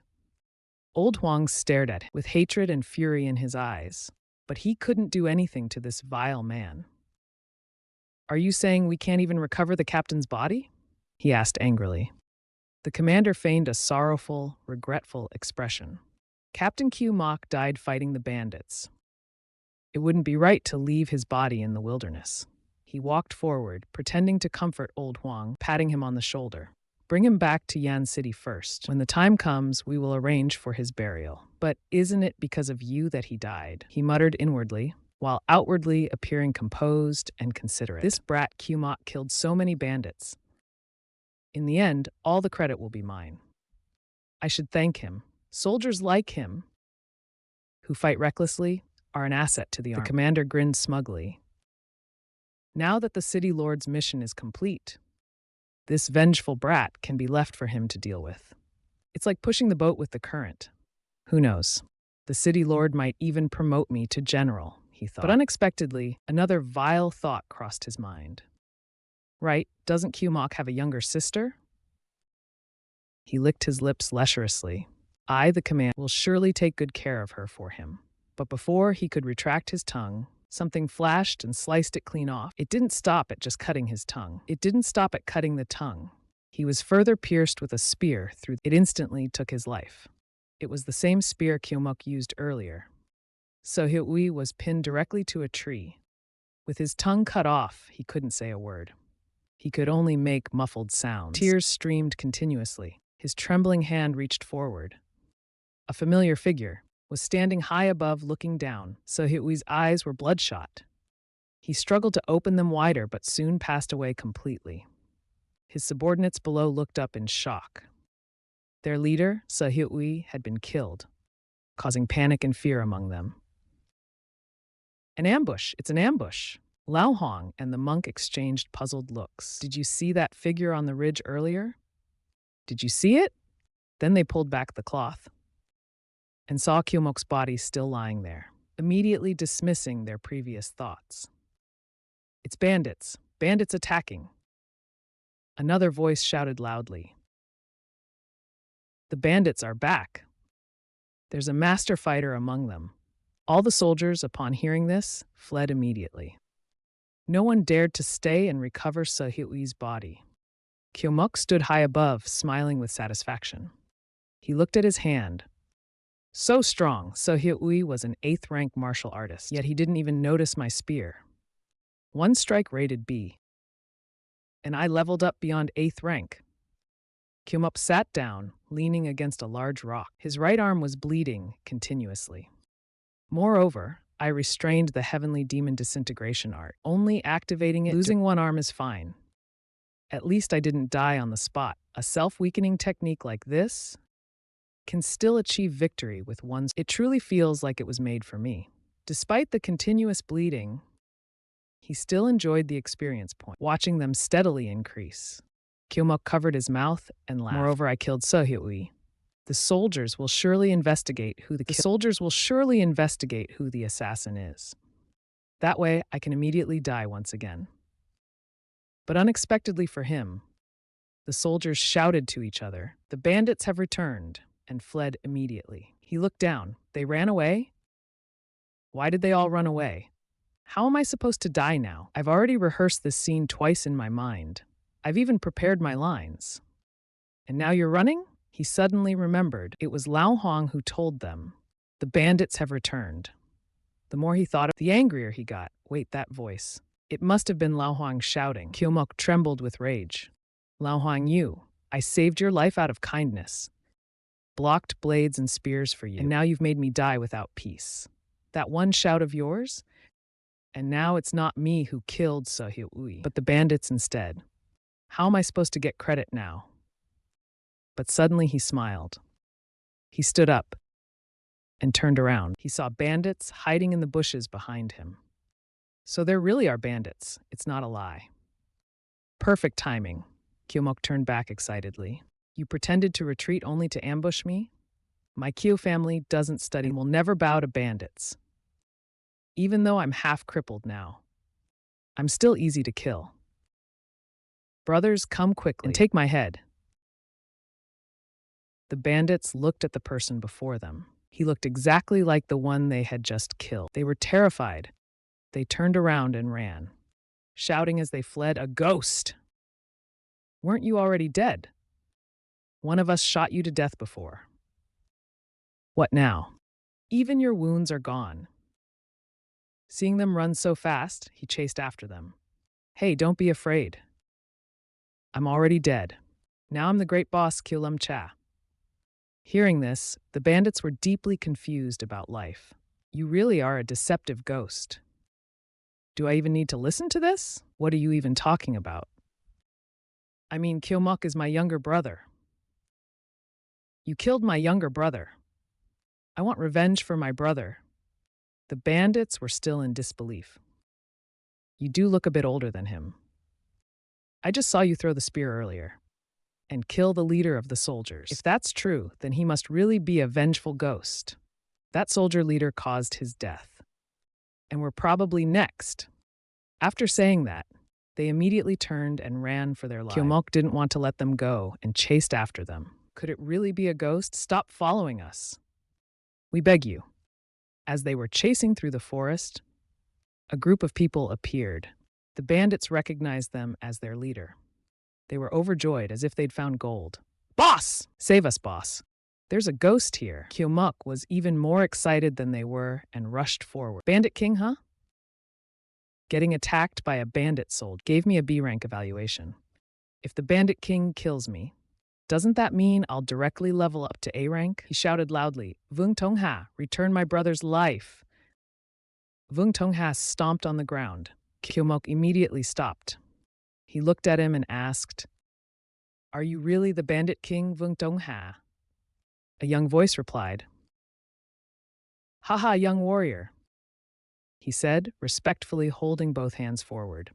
A scholarly-looking young man, handsome and refined, appeared. He introduced himself as the Bandit King, Vung Tongha. "My surname is Vung, and my name is Tongha." Kyomok looked at Vung Tongha skeptically. Vung Tongha noticed his gaze. He smiled politely, maintaining a scholarly and refined demeanor. He was nothing like the rumors. After a while, he leaned against a tree. Clutching his chest, he coughed up blood, shocking the Bandit King. "So he's actually a frail bookworm? Is he pretending?" The bandit Kyomok had chased earlier quickly ran over.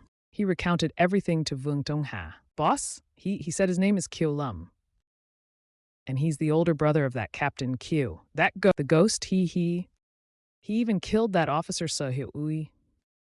Vung Tongha listened, then looked, casting a sharp glance at Kyomok. It startled him, making him wary. Vung Tongha smiled faintly, blood at the corner. "Captain Kyu is a true hero. I admire you greatly." Kyumu retreated several steps. "Brother Kyu, you killed the junior officer. You have both courage and strategy. Would you be willing to join our Dongsan group?" Vuong Tongha gently approached him. "Follow me in this chaotic world. Let's achieve great things together." Kyomu pointed at himself in confusion. "You want to recruit me? You killed my brother. Aren't you afraid I'll seek revenge?" Vuong Tongha was indeed incredibly handsome. A radiant halo seemed to surround him. "In this world, you kill me, I kill you. What's right or wrong about it?" Kyumu turned his head away, shielding his eyes from the radiant aura of Vuong Tongha. "You're not wrong." He immediately crushed Vuong Tongha's idea. Kyomu was brimming with confidence. "As a great man born under the heavens, I cannot live in shame. How could I hide in the mountains, robbing to survive? If being a bandit suits you, then go ahead. Don't bother brainwashing me. I'm merely a ruthless sword-wielding machine. So hurry up and kill me." As he spoke boldly, a group of bandits appeared behind. They glared at him with anger. "What did he say? He looks down on us. All he did was kill a junior officer. Why refuse the toast but choose punishment? Our boss kindly invited him. How dare he refuse?" Kyumu chuckled internally. "That's right. They're angry. Come on, get it over with." "You're mad? Good. Be mad and hurry to kill me." Vuong Tongha gestured for calm. He still spoke softly to Kyomu. "Brother Kyo, can you guess where we bandits come from?" Kyomu seemed to understand a bit. "An oppressive government is fiercer than a tiger. The land is barren and famine strikes. You're all refugees, aren't you? Now that I think of it, I too was once a starving beggar, left to die by the road. Hearing this, Wang Tongha sneered. An oppressive government is fiercer than a tiger. Yes, fiercer than a tiger indeed. Wang Tongha brushed past Kyomu, hand gripping his sword. Your words are wise, Brother Kyu. Surviving in chaotic times is no easy feat. Indeed, the bodies pile up like mountains. The human heart is deep. Though intangible, it makes the path treacherous. Backs are broken. Slowly, he drew his sword. Wang Tongha, the bandit king, vows to carve a path through these mountains. His sharp blade glimmered, his green robe fluttering in the wind. Brother Kyo, I'll ask you once more. Will you join me in forging a path to save the people? The atmosphere grew silent. Wang Tongha's sword rested on Kyomu's neck. Kyomu spoke solemnly, but I refuse. He stepped closer to Wang Tongha. Their eyes met, sparks flying. Actions speak louder than words. Whether you're bandits or rebels, in the end, it depends on your deeds and character, not your slogans. If the reality doesn't match the name, Brother Kyu, don't hesitate. Come to my mountain stronghold and see for yourself. Kyomu pondered. This might actually be interesting. Though Wang Tongha claims he's recruiting me, once I know their hideout and refuse, they won't let me leave alive. He stifled a laugh. Looks like I'm about to die again. Moments later, Kyomu followed Wang Tongha to their mountain stronghold. Rather than a stronghold, it was more like a village in the mountains. He looked back. How are their elderly and children here? Wang Tongha explained, they are unfortunate souls with no home to return to. Whenever we find them, we bring them here and settle them. Suddenly, his expression darkened. Yan City appears to be prosperous, but in reality, it's just an illusion created by Lord Kwok Nam. The wandering citizens within the city, regardless of age or gender, were driven out by him. Yet the suffering of the people is not the fault of just one person. After the 7 defeats of the martial saint, the fortunes of the Daevium kingdom declined. The emperor sought only to please the immortal, ignoring the life and death of his subjects. The officials below merely abetted the enemy. Hearing Wang Tongha mention Yan City, Kyomu added, about the immortals, I've heard of them before, but I've never seen them. Mr. Wang, could you elaborate? Judging by your movement techniques, it's longevity fit. You must be a remaining bloodline of the Q family. Yet you've never seen an immortal? Hearing Wang Tongha say this, Kyomu became excited. You know Longevity Fist? Are you from the Martial Arts Association? Wang Tongha laughed upon hearing this. Longevity Fist has an extraordinary origin, but only those from the martial arts can see through your moves. He beckoned him to follow. Brother Kyo, this isn't the place to talk. Come with me. They headed to a Taoist temple in the village. Wang Tongha opened the door, inviting Kyomu. Inside stood a large stone statue. He pointed to it and introduced, this is the immortal. Kyomu was confused. A statue? No. This is a Taoist cultivating immortality. In today's world, temples all worship immortals. Hearing this, Kyomu's face turned grave. The high-level world of martial arts and immortality suddenly felt tangible. He felt a sense of wasted life. What has been happening all this time? Martial artists and immortals, the gap between them is indeed vast. Would a master of Iron Yang Kung Fu stand a chance? As he pondered, Kyomu dozed off. Wang Tongha continued. Actually, immortals and humans share the same origin. But immortals, lofty and superior, do not see mortals as equals. He explained, they raise the human race, cultivating spiritual crops and fields, amassing followers to harvest, the life force of all beings. In truth, they've never protected mortals, treating them as livestock. Any disobedience is punished by death. The irony is mortals enslaved by them remain oblivious. From birth to death, they are mere resources in the hands of This reminded Kyomu of modern-day capitalism. Raising taxes is a blessing. Young people shouldn't always think about enjoying life. Bosses, what kind of capitalist behavior is this? The parallel struck deeply. His past life's sense of justice was beginning to ignite. He thought high profits come with high risks. To reach the highest rank, a battle with the immortals is inevitable. If this system faces immortal, how far can we go? Why not try? He immediately sprang into action. Kyumu leaped toward the statue of the immortal. Wang Tongha shouted, "Brother Kyolin." Kyumu yelled back, "We are born to be free. Who dares to stand above us?" He hurled his fist straight at the statue's face. "I'll destroy your statue of the immortal. If you can, strike me down with lightning." Kyumu charged at the statue, his intentions clearly malicious. "We are born free. Who dares to look down upon us? What are you trying to do?" His purpose was obvious. Wang Tongha hastily threw his sword. His blade arrived just in time, blocking Kyumu's punch. Kyumu's fist collided with Wang Tongha's sword. The sword was flung away, and Wang Tongha, having stopped Kyumu, let out a sigh of man plans and heaven decides.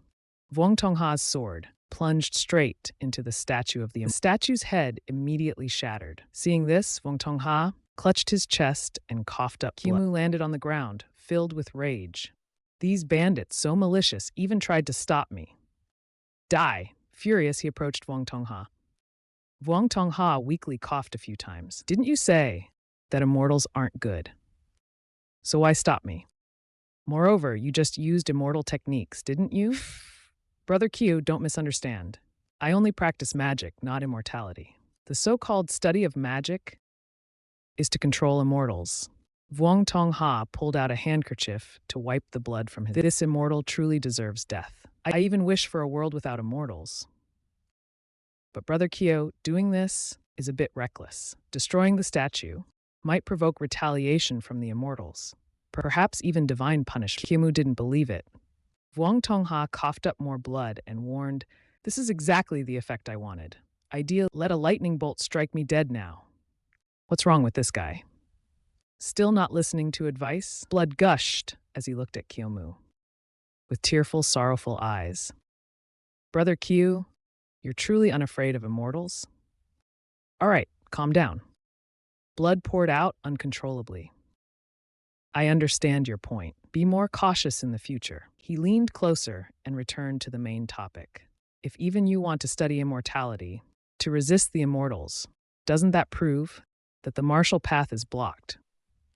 It's such a pity. I don't even have a single manual for immortality. How could I compare?" Wang Tongha responded, "The martial path values the physical body, the immortal path values the soul. If we were to truly compare levels, the strongest martial saint today, his power can rival that of an immortal. But even he has not reached the peak of martial arts. Strictly speaking, martial arts has no pinnacle. Immortals are powerful, not just because of magic, but because of their longevity. Even if an immortal does nothing, time alone can kill mortals. However, cultivating immortality emphasizes not everyone can practice it. Moreover, progress in cultivation is slow. A single retreat for cultivation can last hundreds or thousands of years." His brows furrowed slightly, his hand trembling as he clutched a handkerchief. "The speed of martial cultivation is much faster than immortality. If in this world there were more powerful martial artists, and if those at the peak of martial art could break the limitations of lifespan, why would we need to worry about overthrowing the rule of immortals?" After saying this, Wang Tongha coughed up more blood. Kyumu quickly patted his back.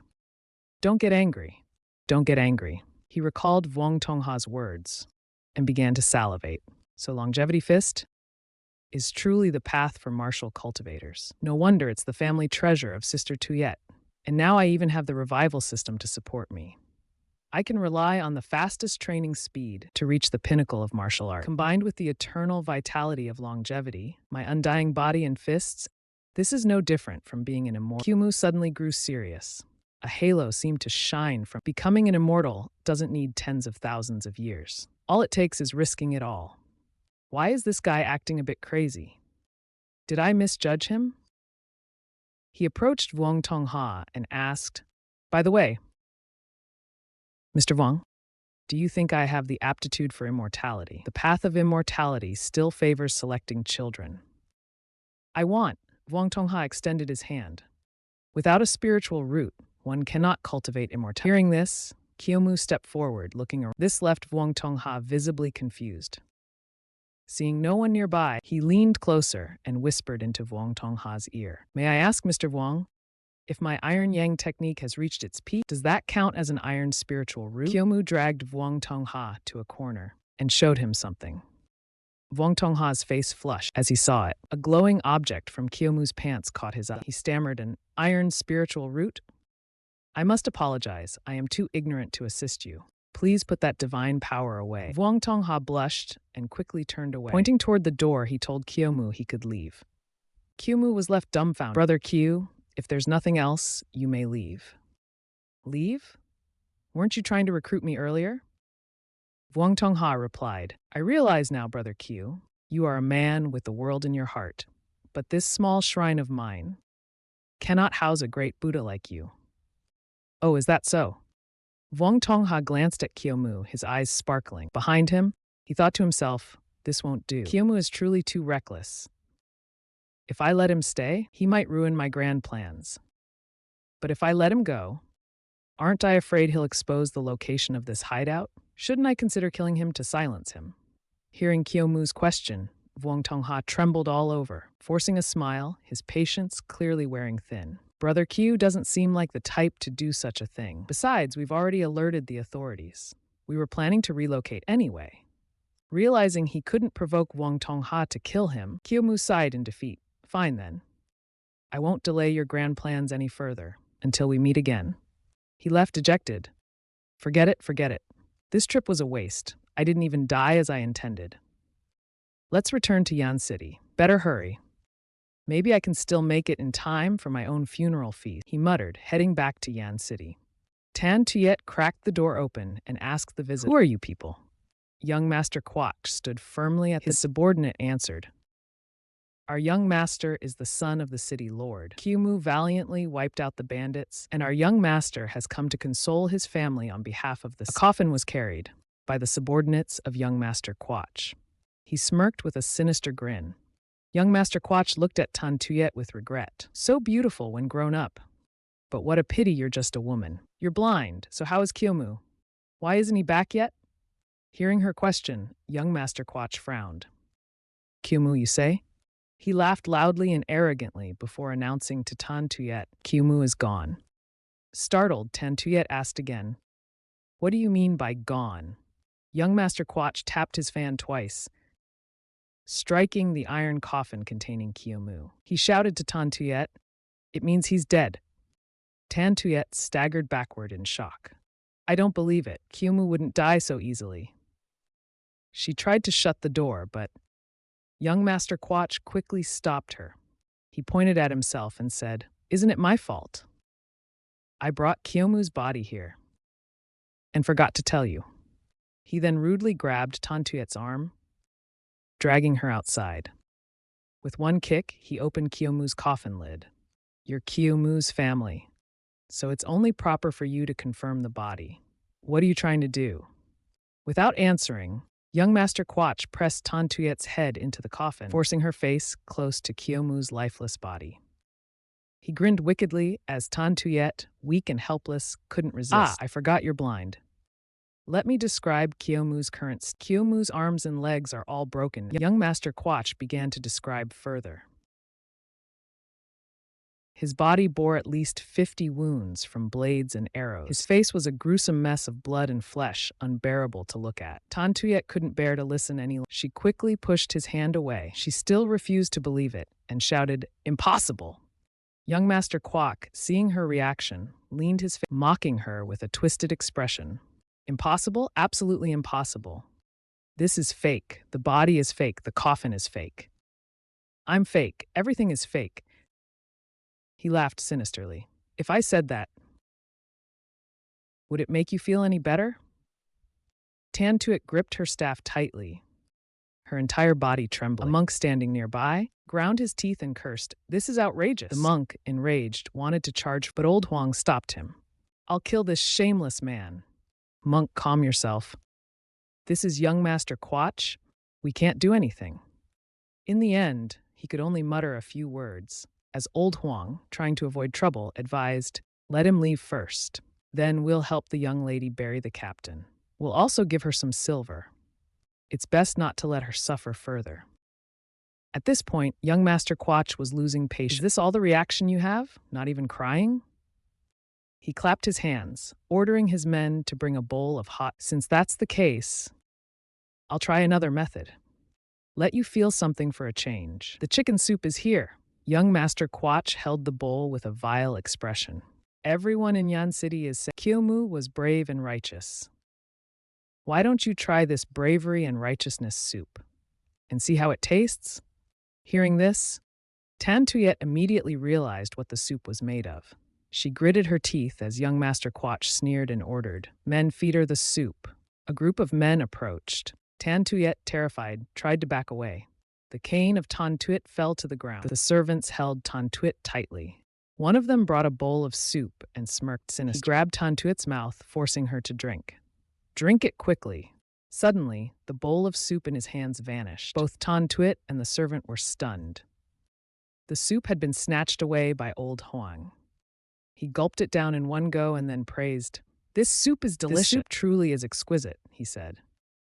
Young Master Quach was furious. He rushed forward and kicked old Huang. "Dog, who do you think you are to steal my soup?" Spilled all over the ground. The monk quickly ran over to help old Huang. "We are soldiers under General Qiubat."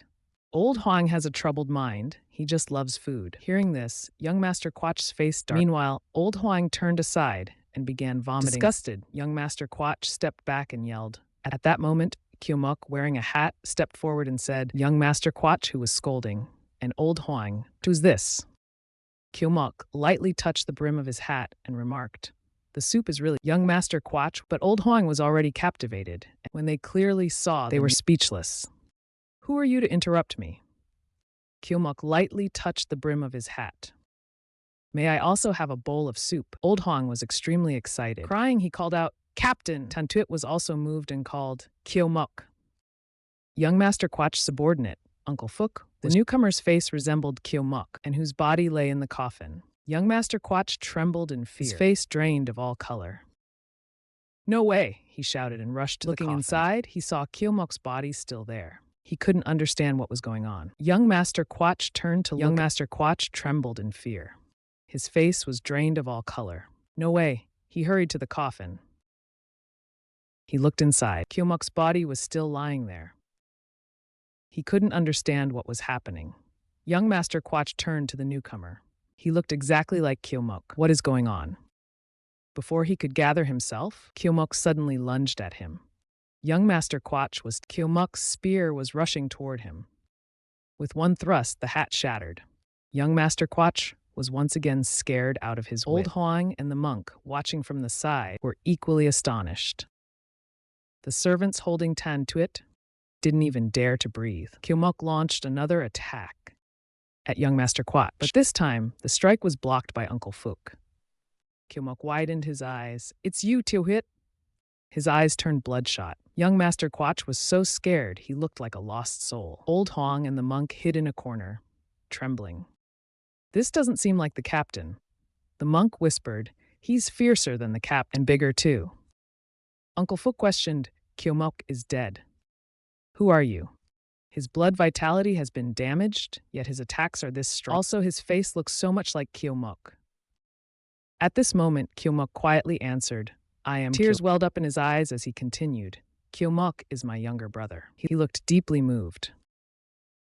"Qiumok is my blood brother." As he spoke, an intense aura surrounded him, showing his deep anger. "Disrespecting my brother's remains? Qiulumdi, I'll drag you down with me, even if I have to risk my life." Uncle Fook sneered upon hearing this. Such big words. But before he could finish, young Master Quach turned and fled. Uncle Fook quickly followed. "We'll settle this next time."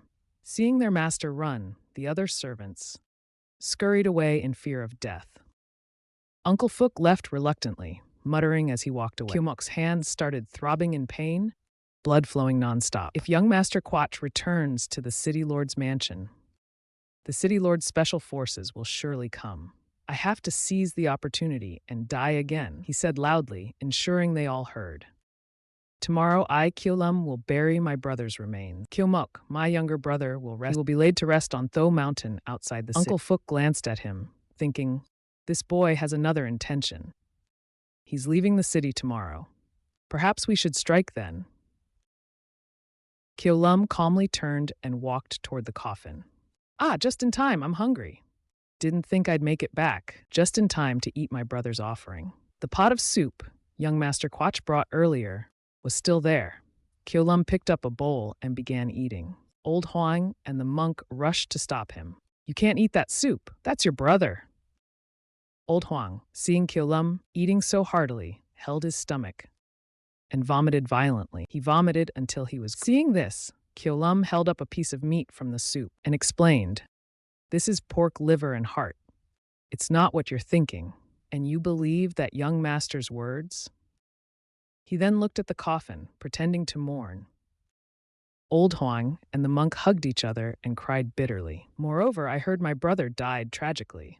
His organs were crushed. How could he have been used for soup? He secretly glanced at the two, checking if they had noticed his act.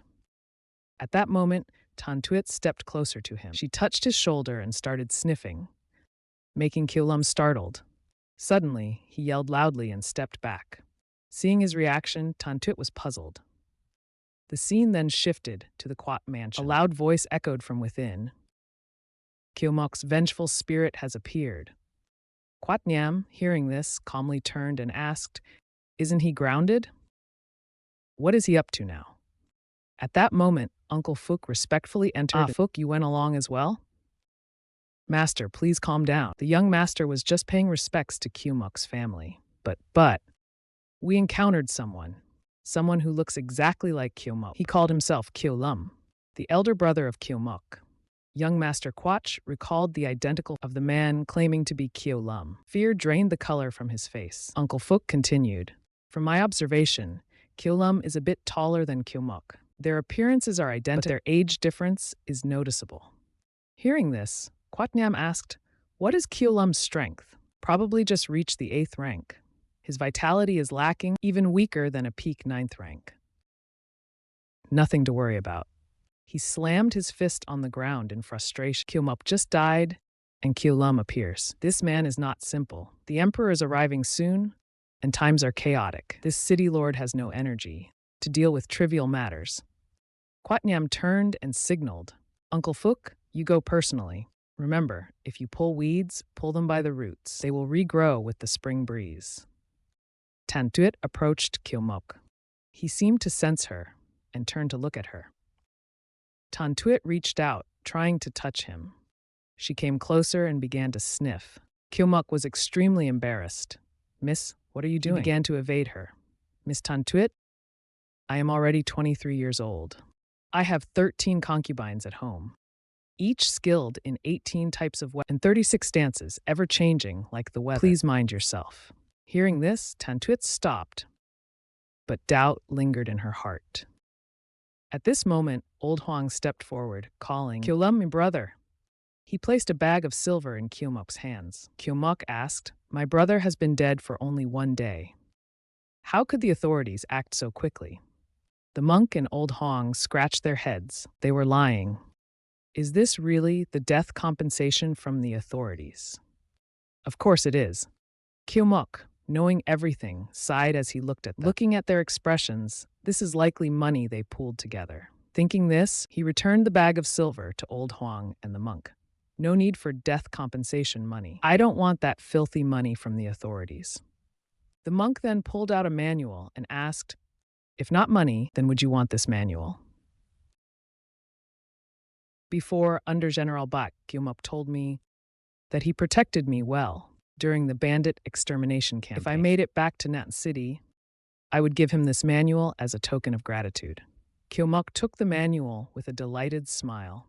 Hey, another technique. Great, but it's an external skill requiring restraint iron shirt. Does this satisfy me or does it not? The monk and Old Huang left afterward. Kyomok placed the manual inside his and turned to Tantuit. Miss Tantuit, my brother often spoke of you. Tomorrow, I will face the city lord in a battle. I hope you can leave Nat City quickly. to avoid getting involved. At this point, Tan Tuyet leaned closer behind him and sniffed. She began to smell him all over. Kyumok suddenly put on a serious, "Young lady, you are playing with fire." He struck a heroic pose. I, Moklum, have endured years of practicing the Iron Shield technique. I am now in my prime. Your body won't be able to handle it. Tan Tuyet, seeing him pretending, said, "Stop acting." She exposed Kyumok. You are deliberately spouting nonsense to confuse me. Even though I can't see, I can still see through you. Your scent, the tone of your speech, the rhythm of your words, and even your footsteps, they're all Kyumok. Kyumok, realizing he had been exposed, stopped pretending. Blind as you are, you managed to survive in such chaotic times. You must have some skills. Miss Tuyet, are you really not from the Nin family? It seems I guessed correctly. They went inside the house to talk further. So tell me, how did you manage to deceive them with your disguise? It's quite a wild tale. Kyumok began recounting. It went something like this. During the battle, to suppress the bandits, I was severely injured and fell into enemy lines. My comrades thought I was dead. But I was fortunate to meet immortal Vung Dongha. He saved me and even helped me deceive them. An immortal practitioner, so that's how it happened. Kyumok turned to Tan Tuyet. I recall you mentioning every 2 days that a stranger once told you that you were born with spiritual, an extraordinary person. They wanted to take you as their disciple, but the Q family, being a martial arts lineage, refused to associate with practitioners. And now they've even acknowledged immortals. Tan Tuyet lifted her cane and said, My eyes are blind. I can't follow the martial path. But who knows? She stood in the wind, her hair flowing, looking like an immortal descended to earth. Perhaps I can follow the immortal path. Kyumok smiled. Of course, you want to start a grand tale again. After one night, the Heavenly Eye Clan will rise and crush the martial saints, won't it? Tan Tuyet stepped forward to face him and called out his name, Kyumok. Her words suddenly left him confused. Tan Tuyet told him to stop. She was worried. Outside this city are all Quat Niam's men.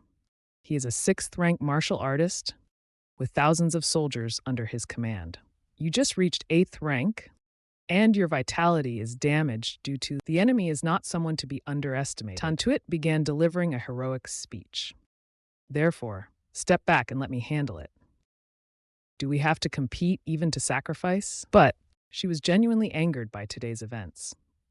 Today I realized that I have the desire for revenge, but not the strength. Exchanging a manual for your help. Yet I cannot bear to see you die because of it.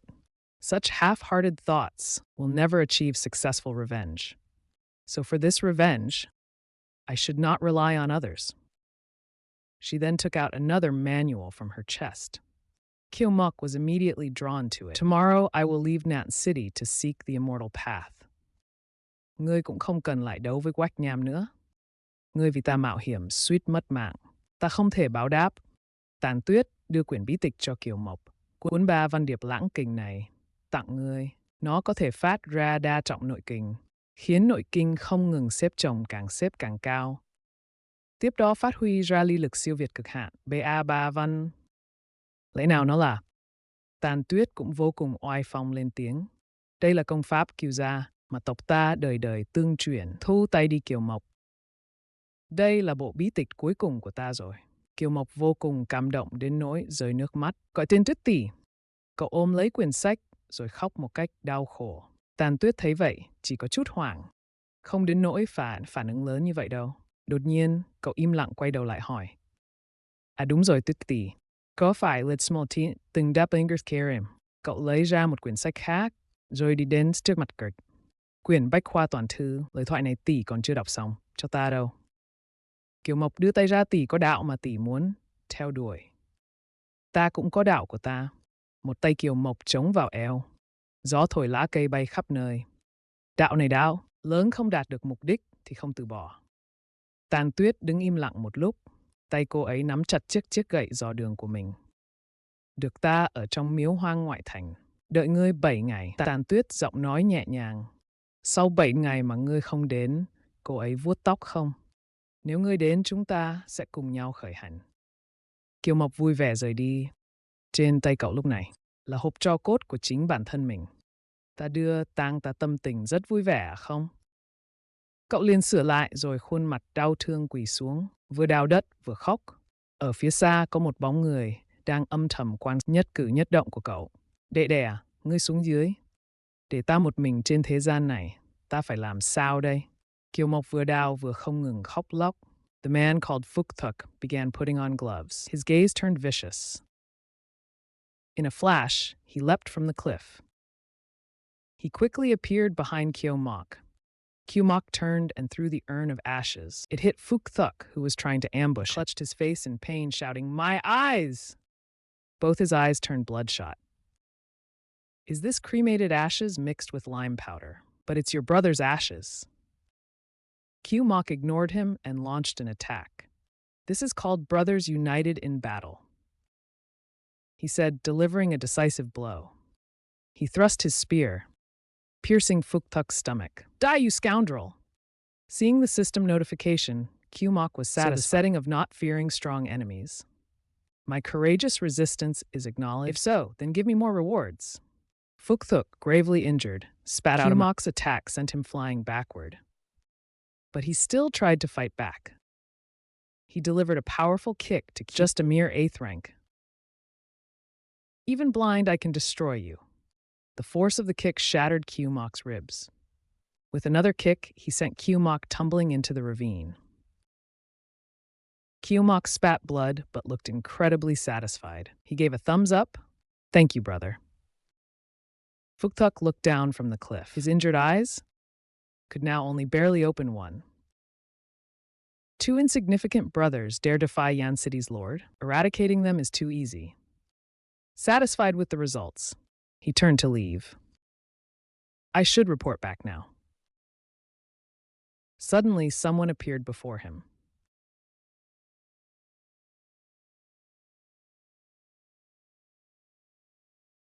Phúc, startled, looked ahead. Kiều Mộc stood there, clutching his... Did you think Kiều family has no one left? He said, advancing step by step. At that moment, a mysterious power radiated from him. Phúc raised his hands defensively. So there's a twin brother who came here as well? Luckily, I acted quickly. Otherwise, I would have to face both of them at once. Kiều Mộc immediately used the technique, Heavenly Demon Dissolution. He leapt forward, directly attacking Phúc. Phúc swiftly dodged to the side. Heavenly Demon Dissolution again? He used his sleeve to entangle Kiều Moc's leg. Phúc counterattacked. Do all members of the Kiều family wish to die like this? You're only at the early 8th rank. Even if I exhaust myself, I can kill you. Blood splattered again as Kiều Mộc was struck down and fell into the ravine once more. Phúc watched as Kiều Moc's body fell, breathing a sigh of relief. Is that it? But unexpectedly, Kiều Mộc appeared behind him again and said, "Hello, Phúc, turn around." Seeing that familiar face, he was startled. Kiều Mộc, hands on his hips, smiled brightly. Here we meet again. Spring has come, and Kiều Mộc has been reborn anew. Phúc began doubting his reality. In his mind, countless questions emerged. Is he a twin brother? A mutant? A demon? Or is there another immortal cultivator here? Or have I fallen under some illusion? An illusion spell. He looked at Kiều Mộc. Am I still in my right mind? At that moment, the wound on his stomach, inflicted earlier by Kiều Mộc, began to throb painfully. He shouted, "Stop pretending to be a ghost." Kiều Mộc charged forward to attack again.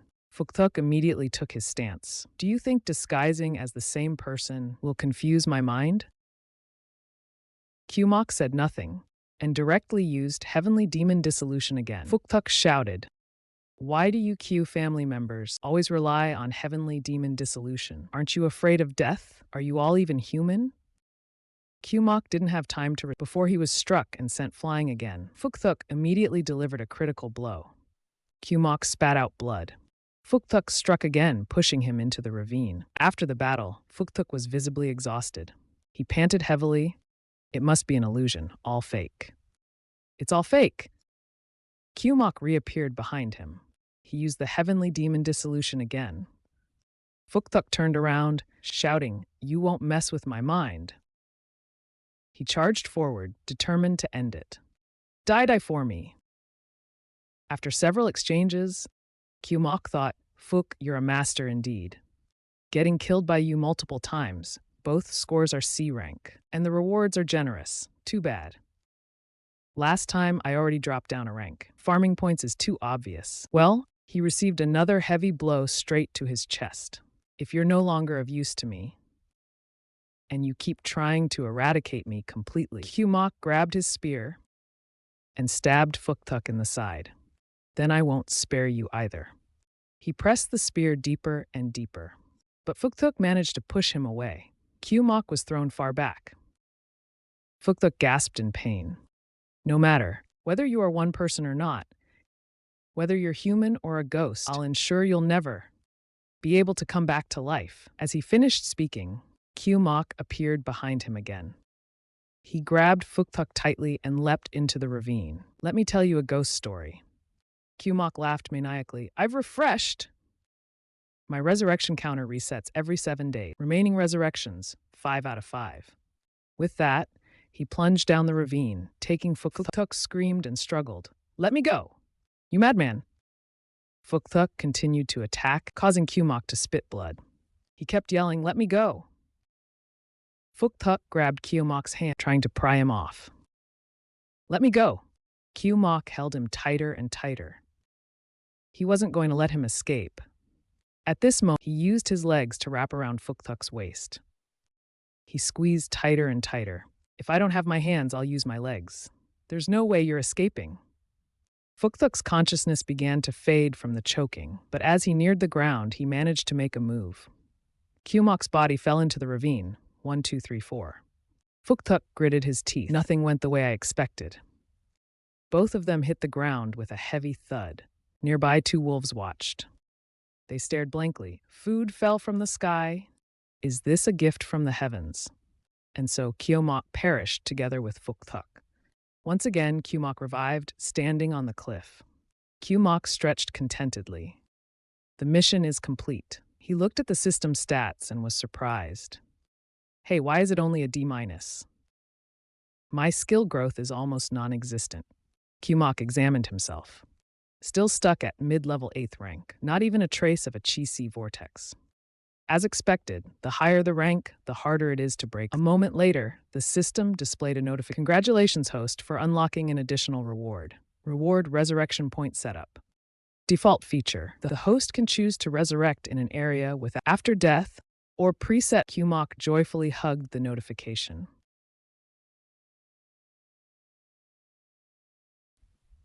Set a resurrection point? This function is amazing. From now on, I can resurrect in places my enemies. This makes my strategies so much more flexible. He held his face and laughed gleefully. "Haha, with such a great function. Of course I have to test it right away."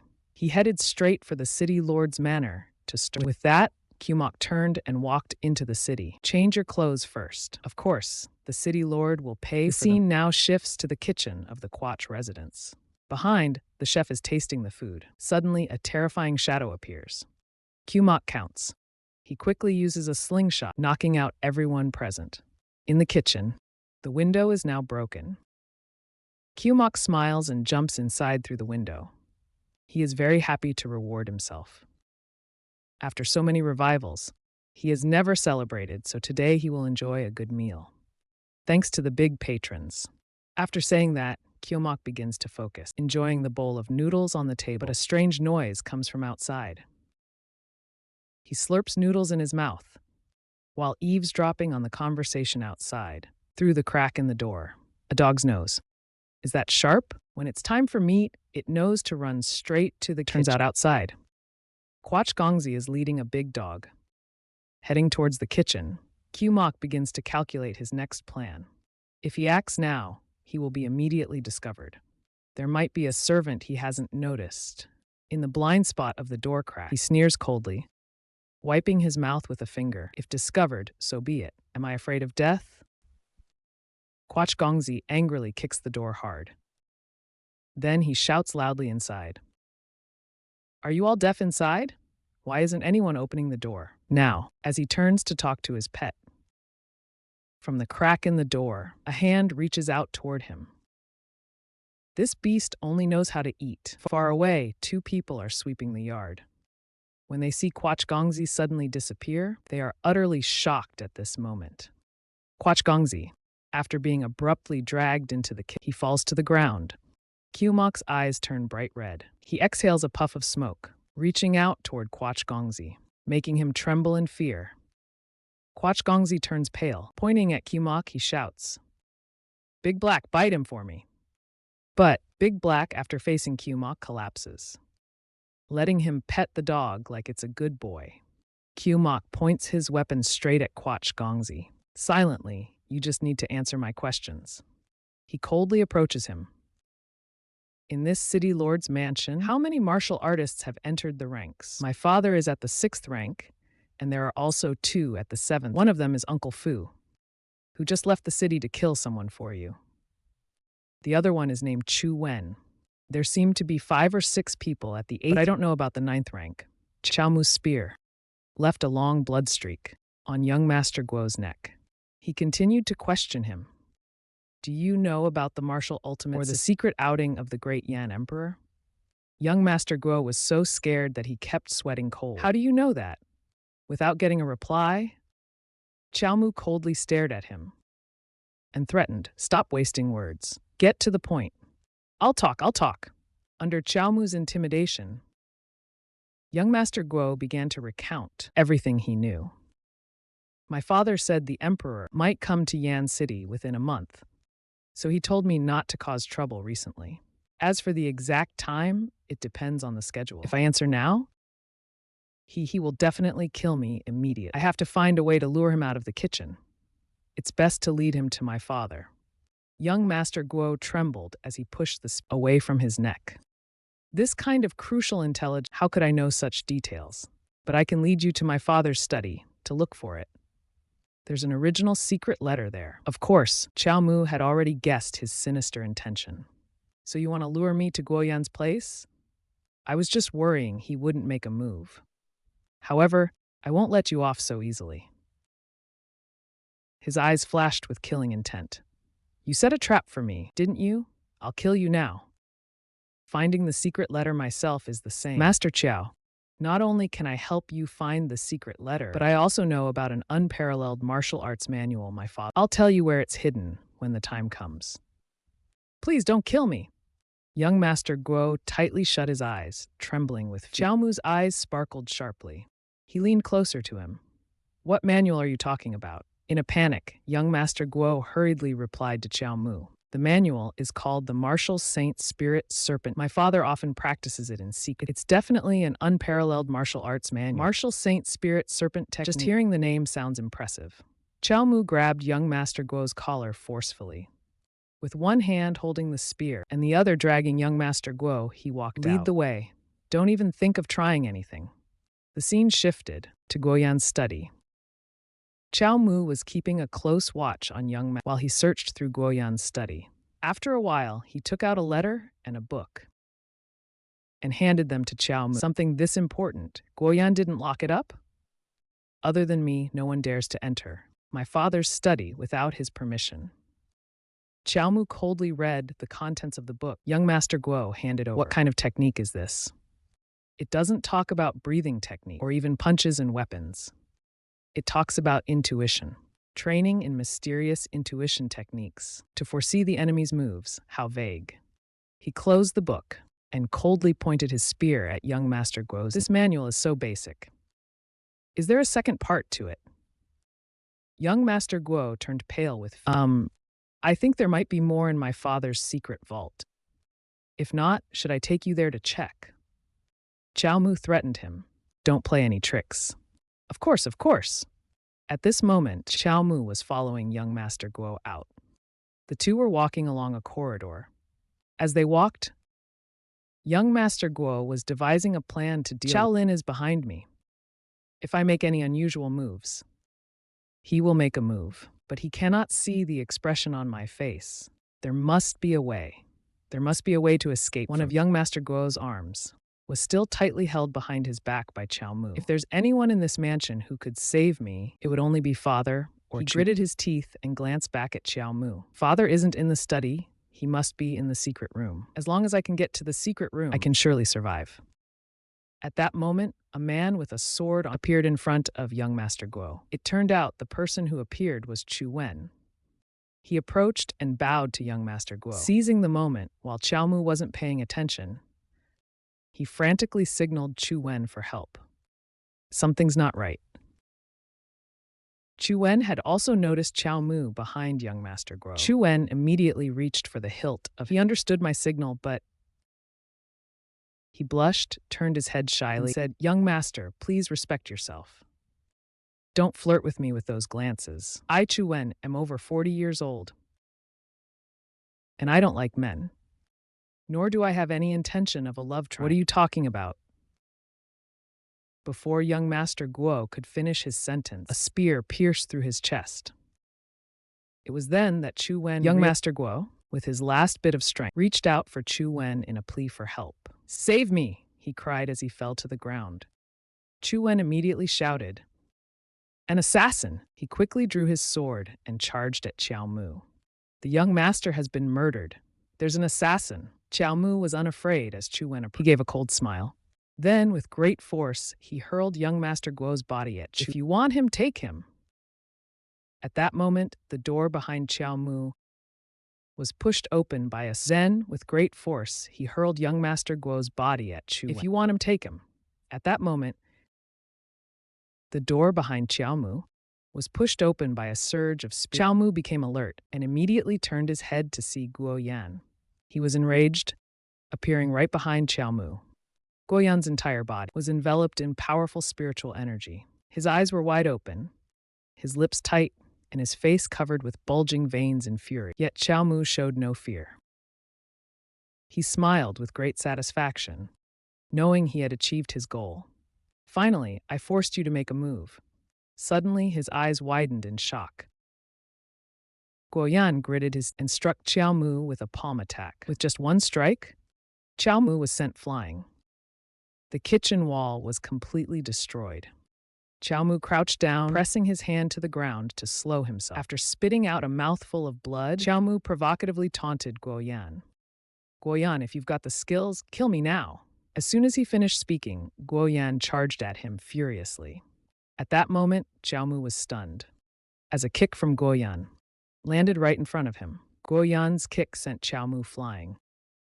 Qiao Mu's spear struck the ground forcefully, creating a small water-filled. The ground around it shattered instantly. Qiao Mu's once unscathed face was now covered in scratches and blood. Yet he seemed unfazed by the pain. Instead, he laughed loudly. "Don't hold back, old man. But if this is your iron shirt technique, such strength won't kill me." Guo Yan, enraged by his taunts, lost his temper and charged at Qiao Mu with a punch. His bloodshot eyes were filled with fury. Guo Yan asked Qiao Mu in anguish, "Why did you kill my son?" The spear in Qiao Mu's hand was firmly grasped by Guo. Qiao Mu spoke righteously, advising him, "Good and evil will always be repaid. The heavens have their justice." He laughed loudly and finished his statement.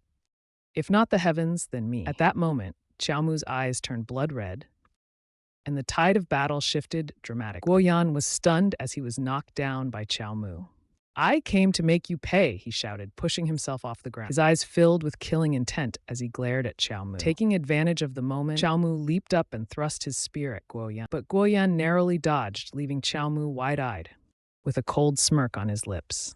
Guo Yan stood back up, his fists clenched as he charged toward Qiao Mu. Qiao Mu countered with another spear strike, but immediately, Guo Yan deflected the weapon with a sweeping motion of his hand. Guo Yan's eyes now brimmed with icy coldness. He issued a chilling threat to Qiao Mu.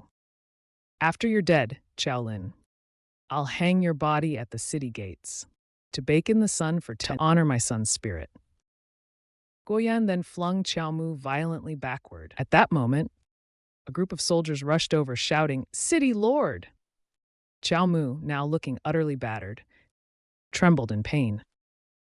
Blood spilled from his mouth as he forced a wry smile. Gathering all his strength, He uttered his final words. How satisfying. Guoyan, startled, drew a soldier's sword and immediately swung it down on Qiao Mu's arms. Qiao Mu gritted his teeth in agony. At that moment, all the tendons in his arms were severed by Guoyan. Chu Wen, standing behind, witnessed the scene, but seemed unsurprised.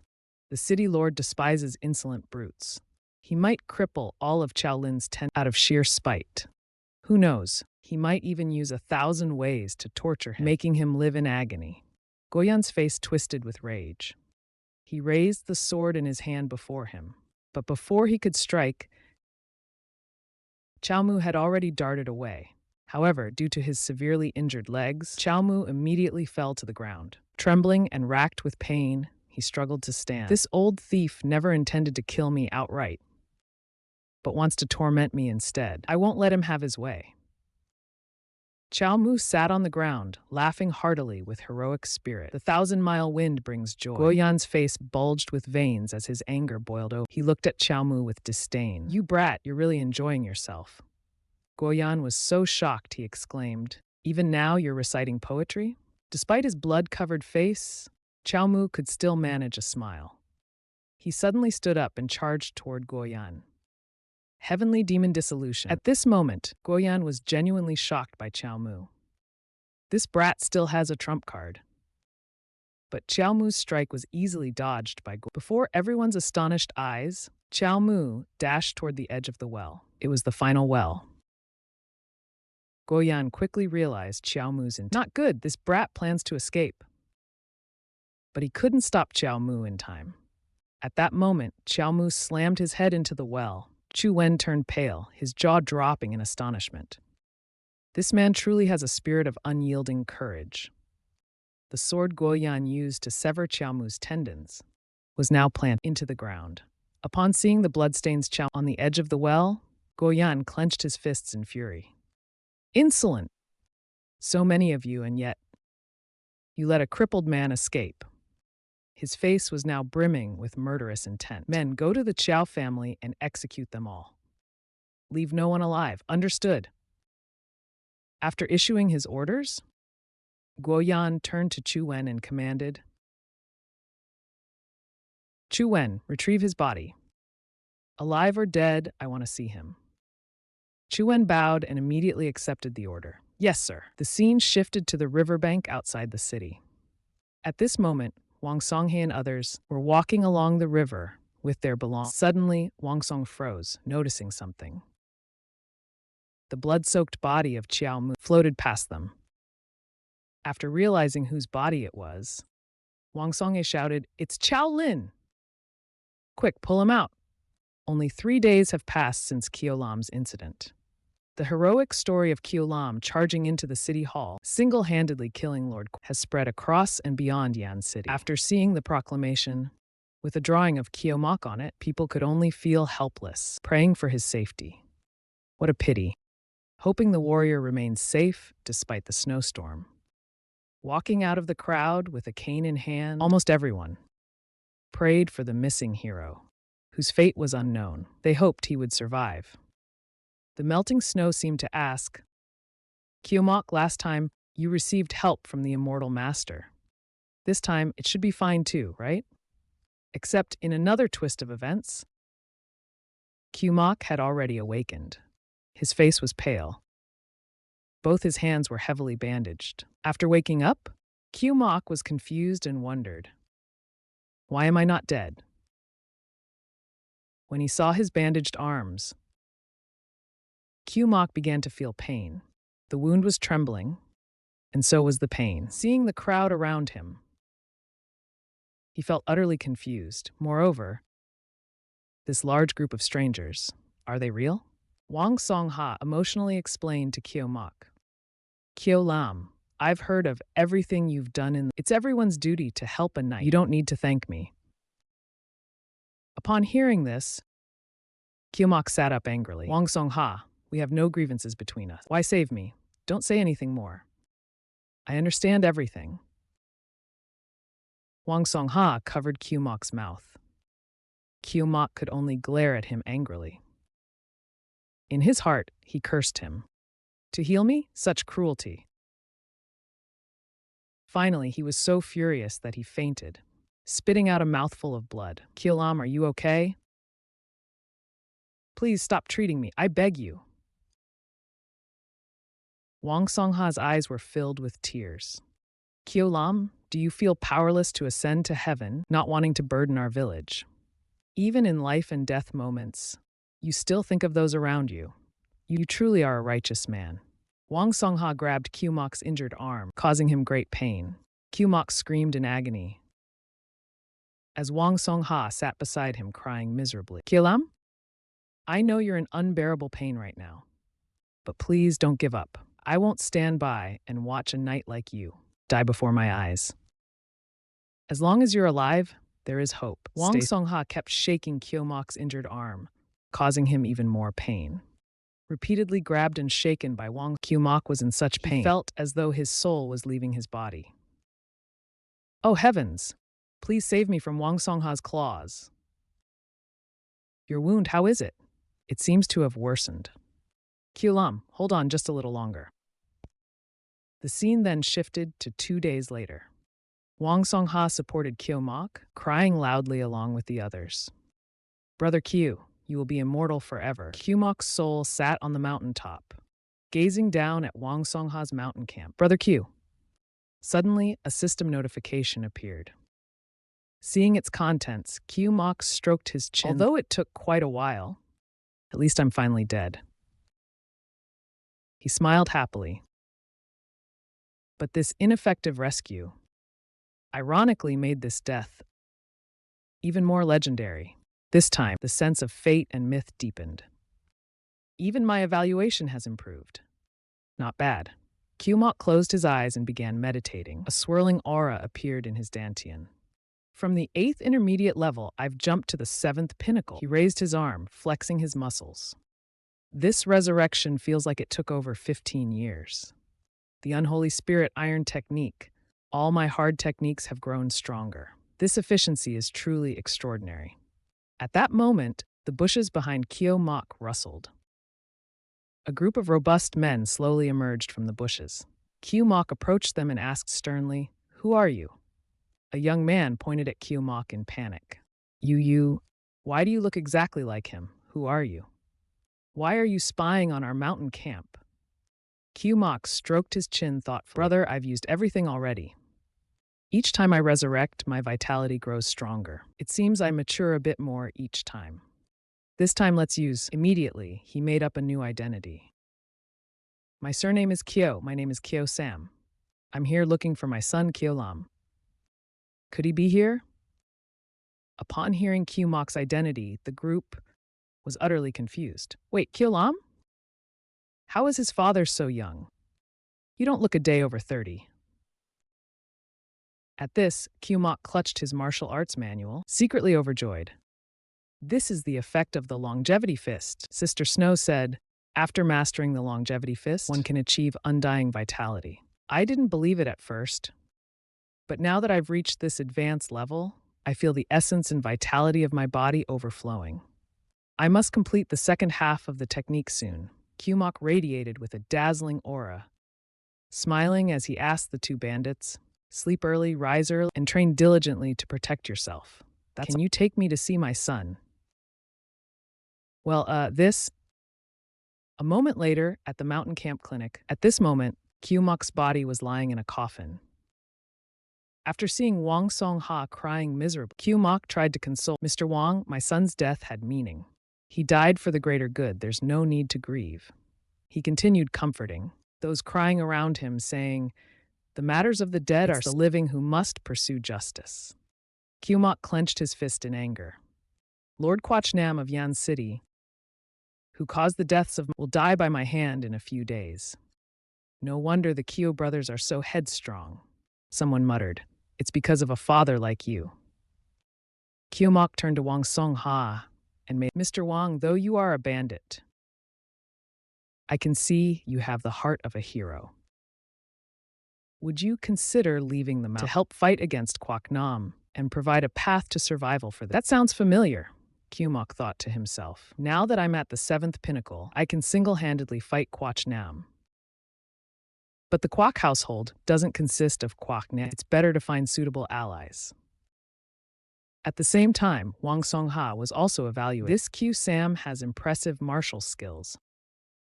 If I can use him to eliminate Quash Nam, it would be a great advantage. But like Kyo Lam, he is reckless and impulsive, prone to ruining plans. I must stabilize him first. Wang Songha stood up, hesitantly saying to Kyo Mok, "You immediately saw that I, though a bandit, have a heroic heart. I am deeply impressed. However, dealing with Quach Nam requires careful planning. We cannot simply charge into the city." Kyo Mok leaned over the coffin and said, "Take your time to think. When you've decided, come find me." "Wait, what are you doing?" Wang Songha asked as Kyo Mok outlined his plan. "Didn't you say Quach Nam's men are searching everywhere for my son's body? Alive or dead, they must find him. Why don't I find someone to deliver his body first, so those dogs won't mess up your grand plan?" Upon hearing this, Wang Songha was struck with, "What? You want to deliver Kyo Lam's body to Quach Nam?" Wang Songha ran after Kyo Mok. Wang Songha chased after Kyo Mok, trying to persuade him. Quach Nam's actions are bizarre. He wants Kyo Lam's body to hang it on the city gate for display. This is to ensure that, even in death, Brother Kyo cannot rest in. Hearing this, Kyo Mok coldly replied, then he covered his mouth, chuckling softly. "My son's body makes for excellent bait. If Quach Nam leaves his heavily guarded city lord's mansion, it would be much easier for us to Wang Songha quickly grabbed Kyo Mok's shoulder. "Sir, Kyo Lam is your biological son." But Kyo Mok, showing no fear, confidently declared, "No need to say more. If it means killing Quach Nam, I'm willing to use my son's body. I'll gladly do it." After hearing this, Wang Songha's face immediately changed. He stammered, "Kyo? Brother Kyo." Wang Songha clasped his hands and bowed to Kyo Mok. "No, Uncle Kyo, your righteousness shames me. I'll arrange for a respectable man with a clean background to deliver Kyo Lam's body in the coming days. Please stay in the camp and await good news." Kyo Mok appeared cold, but inside he was filled with joy. Not at all. Allies are in place, and the assassination plan is beginning to take shape. Now I just need to think about how to act and elevate my evaluation further. Meanwhile, in the study of the Quach mansion, a pigeon suddenly landed on the window. Quach Nam glanced at the bird, and after reading the letter it carried, he became wary.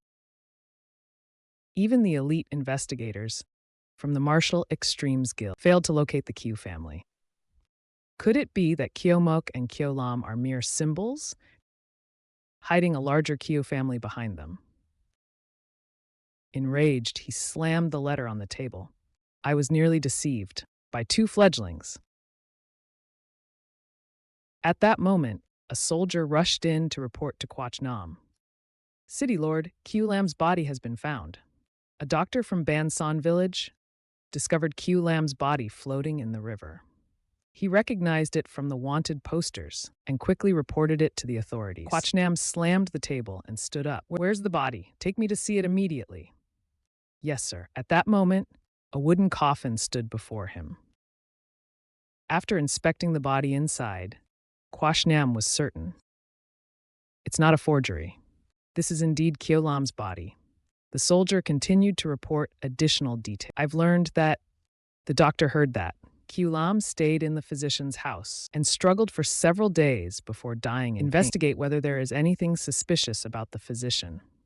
Quach Nam looked at the body placed in the coffin and then declared that the city's lord would personally hang Kyo Lam's body on the city wall tomorrow. The next day, Quach Nam's orders began to be widely announced. The city's lord ordered the gates to be closed today. Outsiders are not allowed to enter. On a nearby tree, Kyo Mok also heard the news from inside the city. That old fox Quach Nam is quite cautious.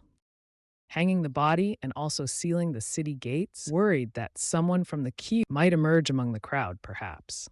He declared smugly, "Fortunately, I already have a countermeasure." Going back to the previous day, Kyo Mok was pointing at a map while discussing strategies with Vuong Tong. Mr. Vuong, you and I, although allies now, still need to split up for action. Kyothuk, do you already have a plan? I need you all to infiltrate the city. Wait for Kwashnam to leave his rest, then create chaos to delay the reinforcements. As for my part, Kumok declared, I will go directly to Kwashnam. He gestured with 2 fingers across his neck, mimicking a throat slit, and said he would personally kill him. After hearing his plan, Vuong Tong Ha was shocked. You mean to face Kwashnam alone? Exactly. My decision is final.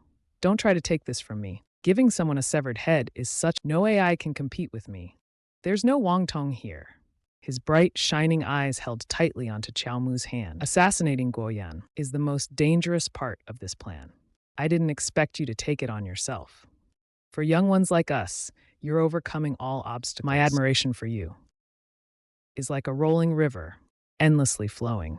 Chao Mu felt utterly helpless, hurriedly stopping Wang Tonghe's thoughts. Stop, stop, stop, little Wang.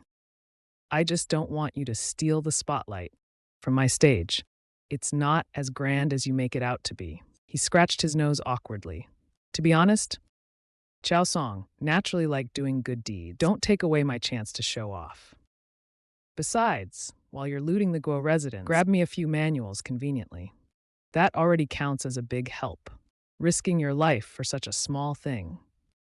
You're even more reckless than Chao Mu and Chao Lin. Chao Mu seriously pointed at a spot on the map. Let's get back to business, little Wang. You said you met my son by the river, right? Is that true? But he jumped into the well in the city lord's mansion, fell into the water. He pointed to a spot by the river and shared his own speculation. Based on this hypothesis, underneath the city lord, there should be an underground river passage leading straight to the mountains outside the city. Tomorrow, you all can follow this hidden path. Ensure that no one notices. At this point, Wang Tonghe's group, upon reaching the location, Chao Mu indeed found an entrance. There really was a hidden path. Wang Tonghe clenched the map in his hand and exclaimed, Brothers, today we will sneak into the city lord's mansion. Coordinate with Senior Chiao to eliminate Guo the traitor. Move out.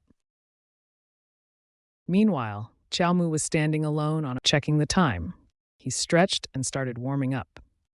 Judging the time, Wang Tong and his group must have already found the hidden path. Then I should start my move as well. Chao Mu looked down at the steep cliff below his feet. He prepared to jump. This height is perfect. Falling from here will surely be fatal. With that thought, he didn't hesitate, jumping straight down. As he fell, Chao Mu commanded the system, resurrect me this time at Hat, the previously set respawn point. The scene then shifted to the outskirts. Chao Mu, searching for something, was amazed.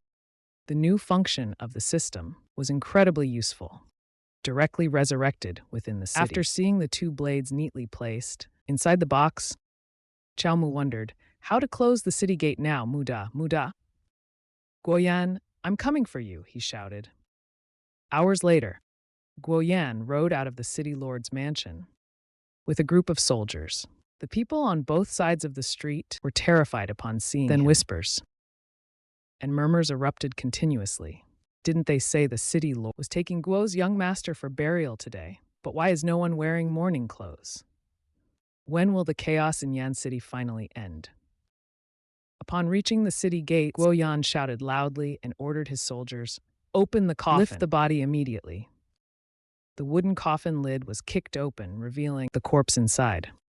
A soldier rudely grabbed Chao Mu's hair, then lifted his body before the entire crowd. The murmurs among the citizens of Yan City instantly grew louder. Who is that? Why did he die so miserably? It doesn't seem like Guo's young master, but he looks familiar. Look, doesn't he look like the warrior who once fought Guo's young master? Indeed, yesterday, I heard someone named Qiao Lin broke into the city lord's mansion. That must be him. After witnessing this scene, Jiang Lang was furious and indignant for Chao Mu. This isn't a burial at all. This is a public display. Guoyan is truly ruthless. He even used this to warn everyone for the future. Now, even if there were more warriors, none would dare to challenge him easily. By the roadside, A sly merchant continuously insulted Chow Mu. A warrior, huh? Does this Chow even count as a warrior? In broad daylight, daring to break into the and commit murder is punishable by death under execution is the rightful punishment. His words were overheard by several people nearby. They immediately stood up to refute him. He invaded people's homes, doing as he pleased. Hasn't Guo's young master committed fewer crimes before? Exactly. Why aren't you calling him out for violating Dian law? Now Yan City is filled with starving corpses, and yet the city lord turns a blind eye.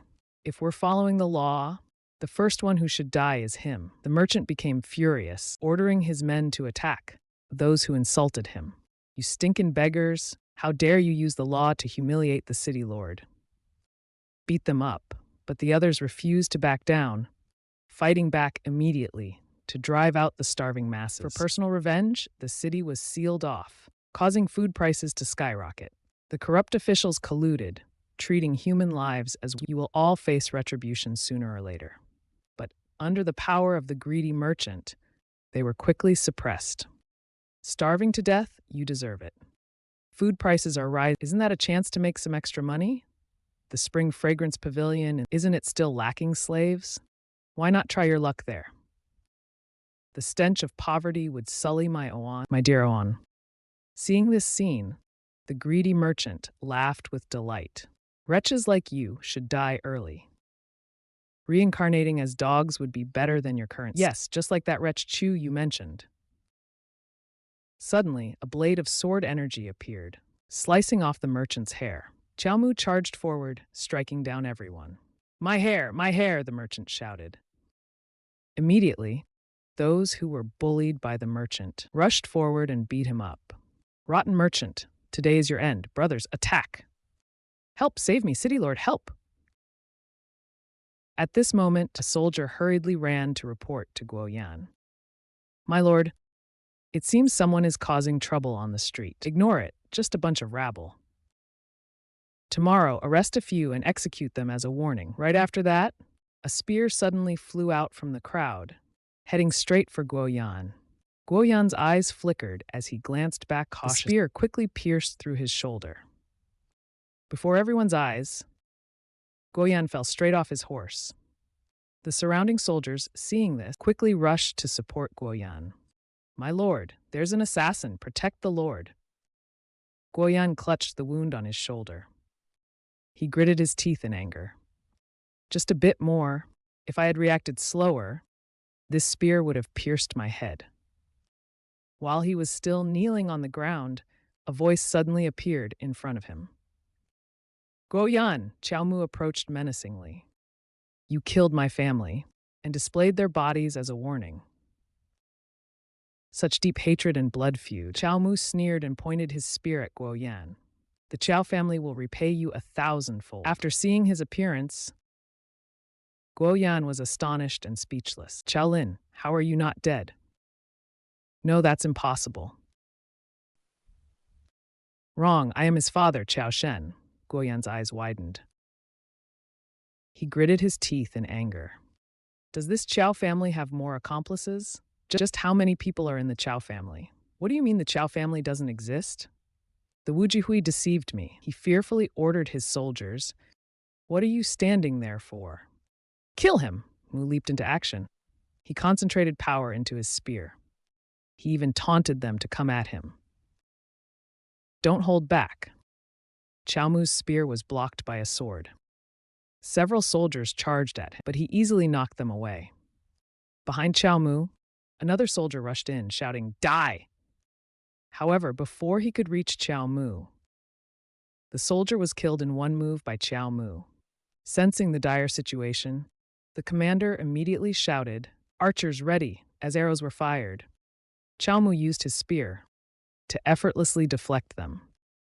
The city lord's soldiers quickly formed a defensive formation. Chow Mu gathered power into his spear. With just one thrust, he swiftly scattered the entire city lord's troops. At this point, they began to feel fear before Chow Mu's terrifying power. What kind of monster is this, breaking through a military formation alone? Why are you panicking? Our strongest warrior hasn't even joined yet. Zhou Wen, while supporting the injured Guo Yan, ordered the soldiers not to retreat. Charge, he commanded. Yes, sir. Guo Yan cursed inwardly in frustration. Damn it, does the Qiao family fear death at all? Why are we entangled with these mad dogs? He began to doubt Qiao Mu's identity. Also, this Qiao Shen looks way too similar to Qiao Lin. Although they claim to be father and their movements and demeanor are nearly identical. Qiao Mu confidently declared, Guo Yan, you old thief, you can't escape. Zhou Wen immediately let go of Guo Yan and charged toward Qiao Mu. My lord, you go ahead, I'll hold him back. As he swung his sword, Qiao Mu easily parried it. He smiled and questioned Zhou Wen. I'm avenging my son. Why are you interfering? Zhou Wen remained determined to protect Guo. Shut up, your son. Killed the city lord's son. He deserved to die 1,000 times. Of course, Qiao Mu was not afraid of Zhou Wen. He even continued to insult the young master Guo. That little bastard often bullied the people, acting lawlessly. My son rid the people of your vile family. You have no right to slander my young master. Not surprising from a loyal dog raised by even a dog's food is 100 times better than what the people eat. Zhou Wen, enraged, swung his blade, shouting, Shut up! Qiao Mu sneered. So easily provoked, now you're vulnerable. This time his move successfully pierced Zhou Wen. Zhou Wen gripped the spear embedded in his body. Zhou Wen gritted his teeth, his forehead veins bulging. Even in death, I won't let you take another step forward. Qiao Mu pitied him, saying, You were a loyal dog, but you served the wrong master. After seeing Zhou Wen fall to Qiao Mu, the soldiers outside were terrified, their eyes wide open. Zhou Wen, a 7th-grade martial artist, lost to him in less than 10 moves. You think you can escape? The city lord hasn't even acted yet. At this moment, Guo Yan appeared behind Zhou Wen, sword in hand. Zhou Wen, you've done well, city lord. Guo Yan, filled with killing intent, thrust his sword forward.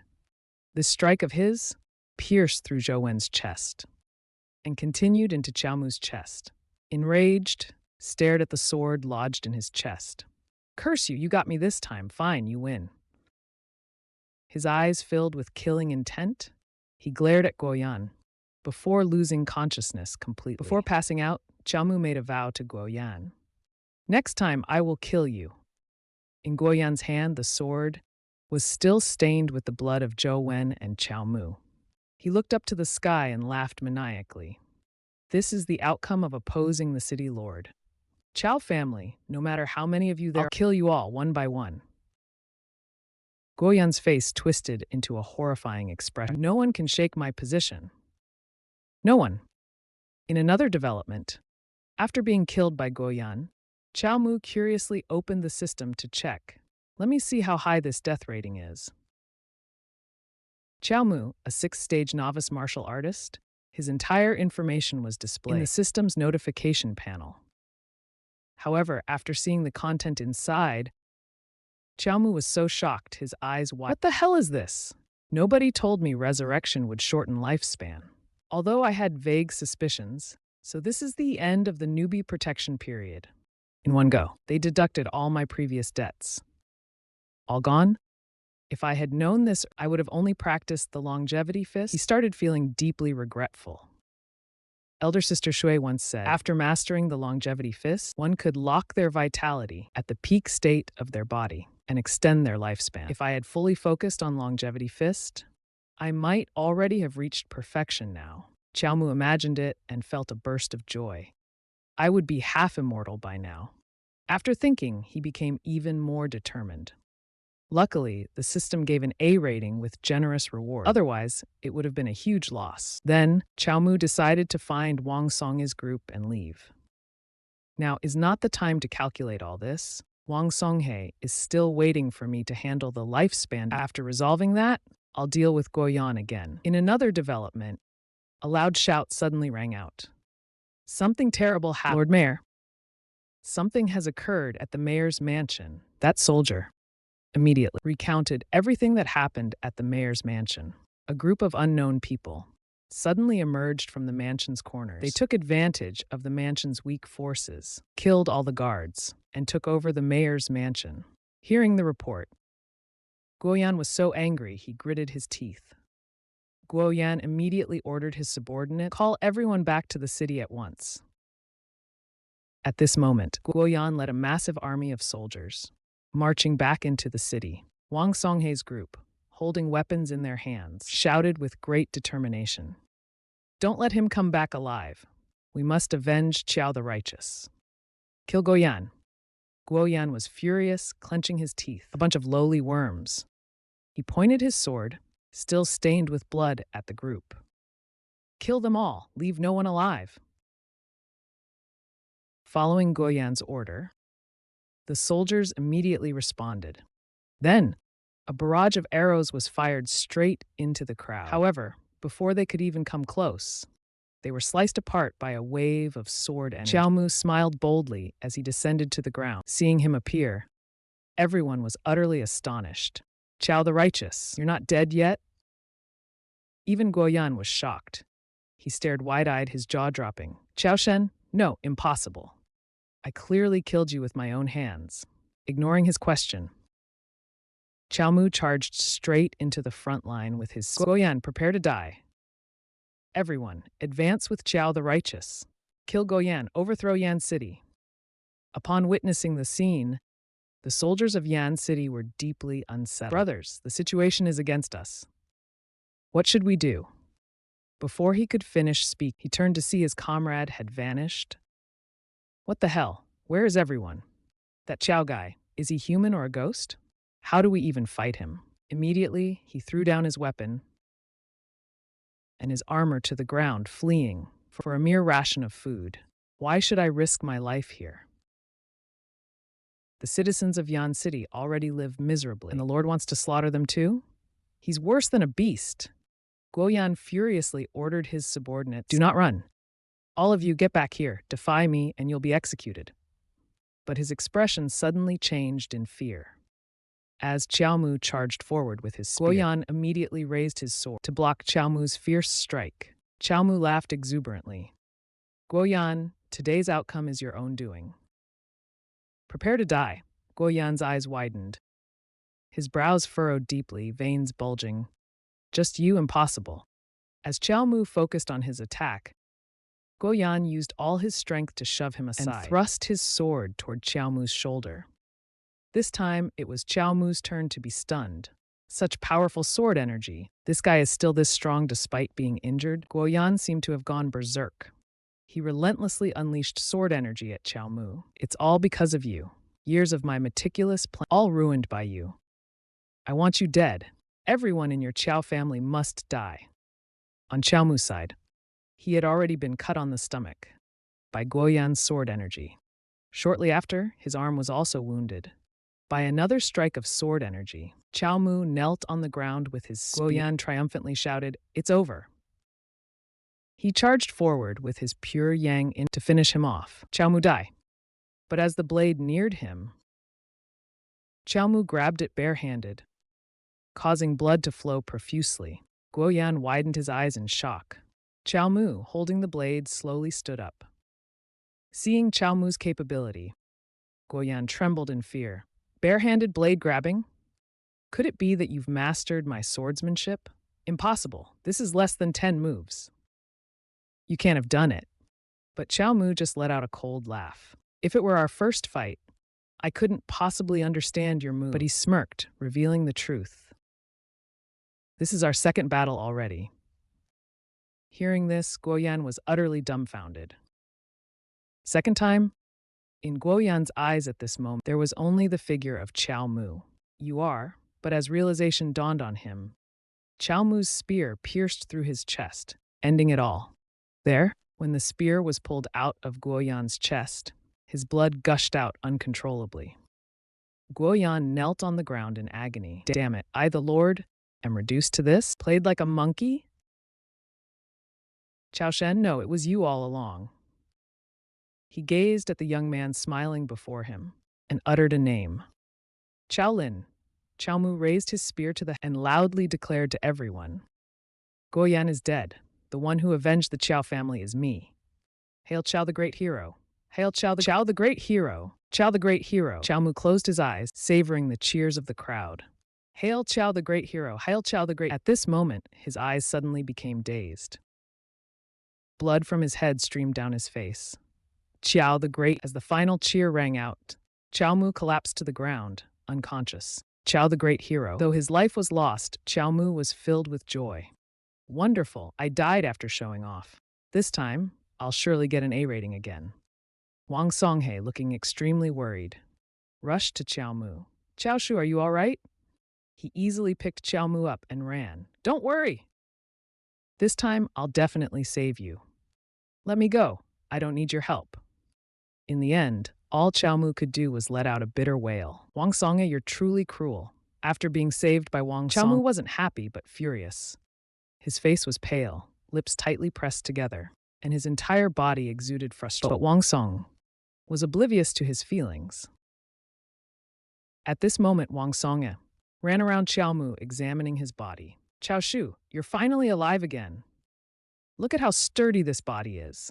It seems you're recovering well, but your face doesn't look too good, as if some deep sorrow is weighing on you. After a moment, he clutched his chest with a sigh.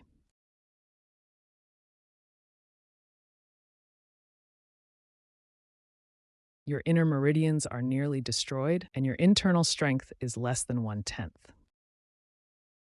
Recovery will take extended rest. Only then can you recover. City. Both medicine and martial arts here are extremely backward. I'll need some time to figure out a solution. Wang Songhe confidently grabbed Chow Mu's hand. But Chow Shu, don't worry. I'll do everything in my power to heal you. You'll be fine. As long as you don't save me, I can act on my own right away. Afterward, Chow Mu decided to leave. If I can't fight you, I can at least avoid you. I'm out of here. I'll go out and get some fresh air. Are you going to find that substitute, Chow Shu? Hearing Wang Songhe mention the substitute, Chow Mu immediately looked puzzled. Substitute? What substitute? Oh no, I forgot my substitute is still out on the street. Wang Songhe saw Chow Mu's confusion and explained, it's your decoy substitute. Chow Shu, you planned this thoroughly and even arranged someone to impersonate you to deceive Guo Yan. Yes, but where is that substitute now? Wang Songhe firmly held Chow Mu's hand and explained, Chow Shu, don't worry. He sacrificed himself heroically and we gave him a proper burial. His grave is adorned with chrysanthemums. From now on, we'll ensure offerings are made every Qingming festival. You've really gone above and beyond. I'm grateful. Chow Mu turned serious and suddenly remembered something. He asked Wang Song, by the way, is there a Wujing stronghold near Yan City? As far as I know, there isn't. Wang Songhe suddenly recalled and exclaimed, but there's one in Hedang Prefecture. Hedang Prefecture? Is that in the north? Yes, it is. Chow Mu rubbed his chin thoughtfully. No wonder. Ever since I practiced the Holy Spirit piercing technique, I felt a pull from the north. Thinking back, it must be Hedang. The Chow family must be there. Chow Mu immediately made his decision. I'm heading to Hedang. All right, I'll leave for Hedang Prefecture now. Yan City will be left in your hands. Handle it well. You're leaving now? But your injuries haven't healed yet. How about waiting a bit longer? Chow Mu laughed heartily and patted Wang Songhe's shoulder. I can't recover while staying here anyway. Who knows? I might find a cure in Hedang. True, that's possible. Mostly, it's to get away from you, you troublemaker. Wang Songhe hurriedly spread paper and ink. Wait a moment, Chow Shu. If you're leaving, I'll write you a letter of introduction. As he focused on writing, he explained to Chow Mu, I have an old friend named Shen Qinghe. He's an official in Hedang Prefecture. Helping you find a position shouldn't be an issue. Weren't you a bandit? How do you have an old friend who's an official? Don't tell me you're connected to both the underworld and the... Wang Songhe seemed reluctant to discuss this. He simply said it was an old colleague from the past. No need to bring it up. Turns out, you're no good as an official, but not even a proper bandit either. Chiao Mu glanced at the half-written letter and instructed, "In the letter, call me Chiao Mu." "Chao Shen has already killed Guo Yan. I don't want too much noise." "Fine, fine," Wang said. Moments later, a completed letter was handed to Chiao Mu. "Then I wish you smooth sailing, Chiao Shu." "You're really something," Chiao Mu quipped. "Well, I won't forget you." Chiao Mu carefully tucked the letter into and urged Wang Songhe, "Come, I'll take you." To divide the scene shifted to a room filled with gold and jewels. Seeing the stash of gold, Wang Songhe was utterly stunned. "That bastard Guo Yan! How dare he plunder so much from the people's hard work? This is truly worse than being an animal." Meanwhile, Chiao Mu was so excited he threw himself onto the pile of gold, shouting, "I'm rich! I've struck it big." After a while, Chiao Mu finally calmed down. He wiped the drool from his mouth and ordered Wang Songhe, "Little Wang, take all this money back, distribute it all." "To give everything away?" Wang asked. Chiao Mu explained, "There are so many starving people outside. We can't just ignore them. Use this money to buy food for them. They will definitely appreciate you for it." Chiao Mu propped himself up on the pile of gold and stood up. "Yan City no longer has a lord now. It won't be long before someone is sent down. If it ends up being another Guo Yan, it would be better to have you take over Yan City." He smiled and patted Wang Songhe on the shoulder. "Make Yan City your base and start a great revival." Wang Songhe was stunned and speechless. He was so touched that he threw himself into Chiao Mu's arms. "Chiao Shu, you are truly noble-hearted. You treat wealth as mere straw, and I admire you endlessly." "Don't stop praising me," Chiao Mu teased. "I didn't come here to leave empty-handed," he added. He winked and pointed to a manual in his hand. "This divine manual will belong to me." Wang Songhe greatly admired Chiao Mu's insight. Pure Yang Infinite, one of the ultimate tech, is one of the highest level in ancient martial arts. "Really? Let me take a look." But after seeing its contents, Chiao Mu's expression immediately changed. When Wang Song saw the contents of Pure Yang Infinite, he sighed with his eyes closed. "Chiao Shu, you're already married, right? It seems this manual isn't suitable for you." "Why wouldn't it be suitable? Before I died, my body still looked like that of a 15-year-old boy." Chiao Mu slumped in frustration. "Practicing this technique requires retaining all your vital essence. But as a man full of youthful vigor, how could I possibly endure that?" Seeing Chiao Mu's frustration, Wang Songhe pulled out a scroll and handed it to Chiao Mu. "Then how about this, Chiao Shu? Take a look at blood and flesh transformation." "What's this?" Wang Songhe immediately explained. "This martial art was developed by a martial sage. The manual is divided into stages, from beginner to advanced. The early stages include disguise techniques, face-shifting arts, and bone shift. If mastered, you can control your flesh and blood to transform into any form you desire. Isn't that like the 70 NT2 transformations? Oh my, what kind of day is this? My luck seems extraordinarily high today." He covered his mouth and pretended to cough. "But this manual is profound. Learning it will take a lot of time and effort. Once you've recovered, we can study and discuss it together. You don't need to rush to Hedong Prefecture. You're trying to drag me into this again. If I stay here any longer, I'll die from stress." With that thought, he immediately ran off, shouting, "Wang, I'll repay your kindness later. Farewell for now." Wang Songhe watched his retreating figure and simply smiled. "There will always be a day we meet again. By then, we'll bring him into our plans." As for Chiao Mu, after fleeing, he arrived in front of a house. Filled with joy, he pushed the door open and called out loudly, "Sister Shui," but all he found was an empty room. Has Sister Shui already left? Suddenly, a hand appeared, touching Chiao Mu's shoulder. Chao Tan Shui approached and covered his eyes. "Not even 7 days. Where could I have gone?" Chiao Mu grabbed the hand covering his eyes and laughed loudly. "Today is exactly the 7th day. That hateful Guoyan has been dealt with by me." At that moment, their voices overlapped. Sister Shui, what's with this outfit? Chao Mu, why are you carrying luggage? Could it be? Then the two of them immediately fell into an awkward silence. Chao Mu scratched his Sister Shui, the thing is, I need to go to Hedang Prefecture to search for the martial sage and the other half of the long jet, so we might have to part ways for a while. Tan Shui was very surprised. Hedang Prefecture? What a coincidence. I was planning to go there too. Hearing her words, Chao Mu started to gloat. Really? Such a coincidence? Are you reluctant to leave me and just want to follow me? Ridiculous. Who would follow you? Hedang Prefecture is home to many immortals.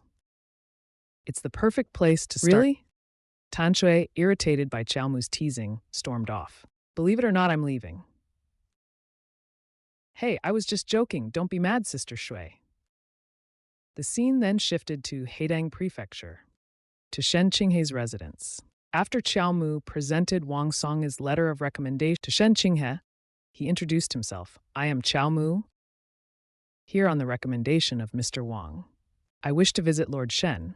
Shen Qinghei maintained a cautious attitude toward Chao Mu. Are you really the one he recommended?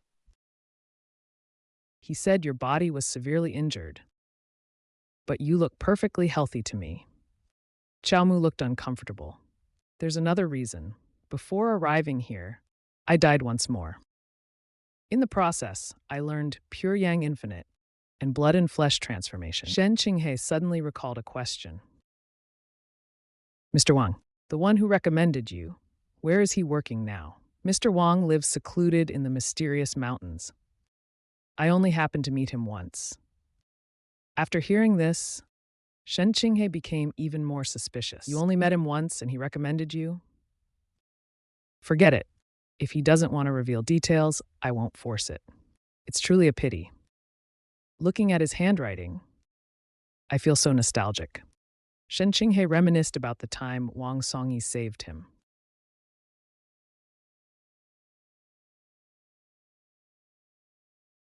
If it weren't for the remedies he wrote by hand, I probably wouldn't have lived to this day. Shen Qinghei put the letter into his sleeve. The person he recommended, I naturally trust. However, there are only two positions open here, a clerk or a constable. You can choose one. Chao Mu carefully considered the options and quickly made his decision. Investigative work offers more freedom, and I can use the opportunity to explore the city, to search for clues about the Wujing sect. So I'll choose constable. After taking on the position of constable, Chao Mu began introducing himself to others.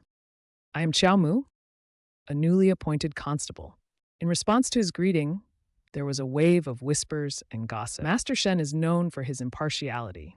How could he allow someone like this to pull strings? What is this person's background? Suddenly, a scolding voice erupted from behind them. It was Chen Yingshui, who kindly warned the others on Chao Mu's behalf. If a newcomer has come to report for duty, they are now colleagues. We should treat each other well. Now that everyone is here, let's discuss the case. Her expression turned cold immediately. You must have heard by now. The Chenghe County case involves an evil entity, Wuchang. As soon as Chen Yingshui finished speaking, fear spread across the faces of the other constables. Chao Mu stroked his chin and asked, Evil entity Wuchang? Chen Yingshui explained the situation from recent days. Recently, many strange creatures have appeared in Chenghe County. They've been causing harm and endangering lives. People say this entity is called Wuchang, an evil beast. It's a peculiar creature that feeds. Every time it appears, it takes a life. It's like the black and white impermanence, hence the name Wuchang. Her face grew increasingly serious as she described the creature's strength. The creature's power is immense. Many martial artists have tried to capture it, including several fifth-tier fighters, but they all lost their lives. However, Chao Mu seemed unfazed. He laughed heartily. Impressive, huh? That just means this beast is worthy of being slain by me. Chen Yingshui brushed past Chao Mu and reminded him as she walked, but for this case, We'll be investigating alongside the Xuanyuan sect. Xiao Mu pursed his lips, recalling the words of Qiao Tanyue. How coincidental. The Xuanyuan sect acquiring the Qiao family land must be closely tied to the martial alliance. He stroked his chin, speculating. The remnants of the eternal life manual have no leads. Perhaps I can start with the Xuanyuan sect. If I'm lucky, 60, I might even find other cultivation techniques. Suddenly, Qiao Mu was interrupted by a wailing sound. The two constables who had been gossiping earlier were now holding their heads and crying. Why do these difficult tasks always fall on us? We suffer through so much hardship, yet don't get any rewards. Qmok hurriedly approached and curiously asked, "Are they brothers? Why does the Great Fire Ni have such a reaction? We are just ordinary constables. So, how could we possibly handle the task of capturing a demon?" One constable sighed fearfully. Moreover, the strongest among us has only just reached the 7th grade. So is this a mandatory mission? Isn't it a bit reckless? Faced with life and death, what else can we possibly do? The court willingly follows the orders of the heavenly sect. We are forever the unlucky ones. You don't need to worry. A girl suddenly appeared, floating in midair, and reassured them. I heard you talking about the case of the demon of impermanence. It seems I've arrived just in time. Upon seeing the girl, everyone was astonished to realize that she was Mingyue, the supreme immortal of Mingyu descended. In front of Chen Yingshui and Qiomok, demon is not something you can deal with, she said as the crane behind her began to shrink.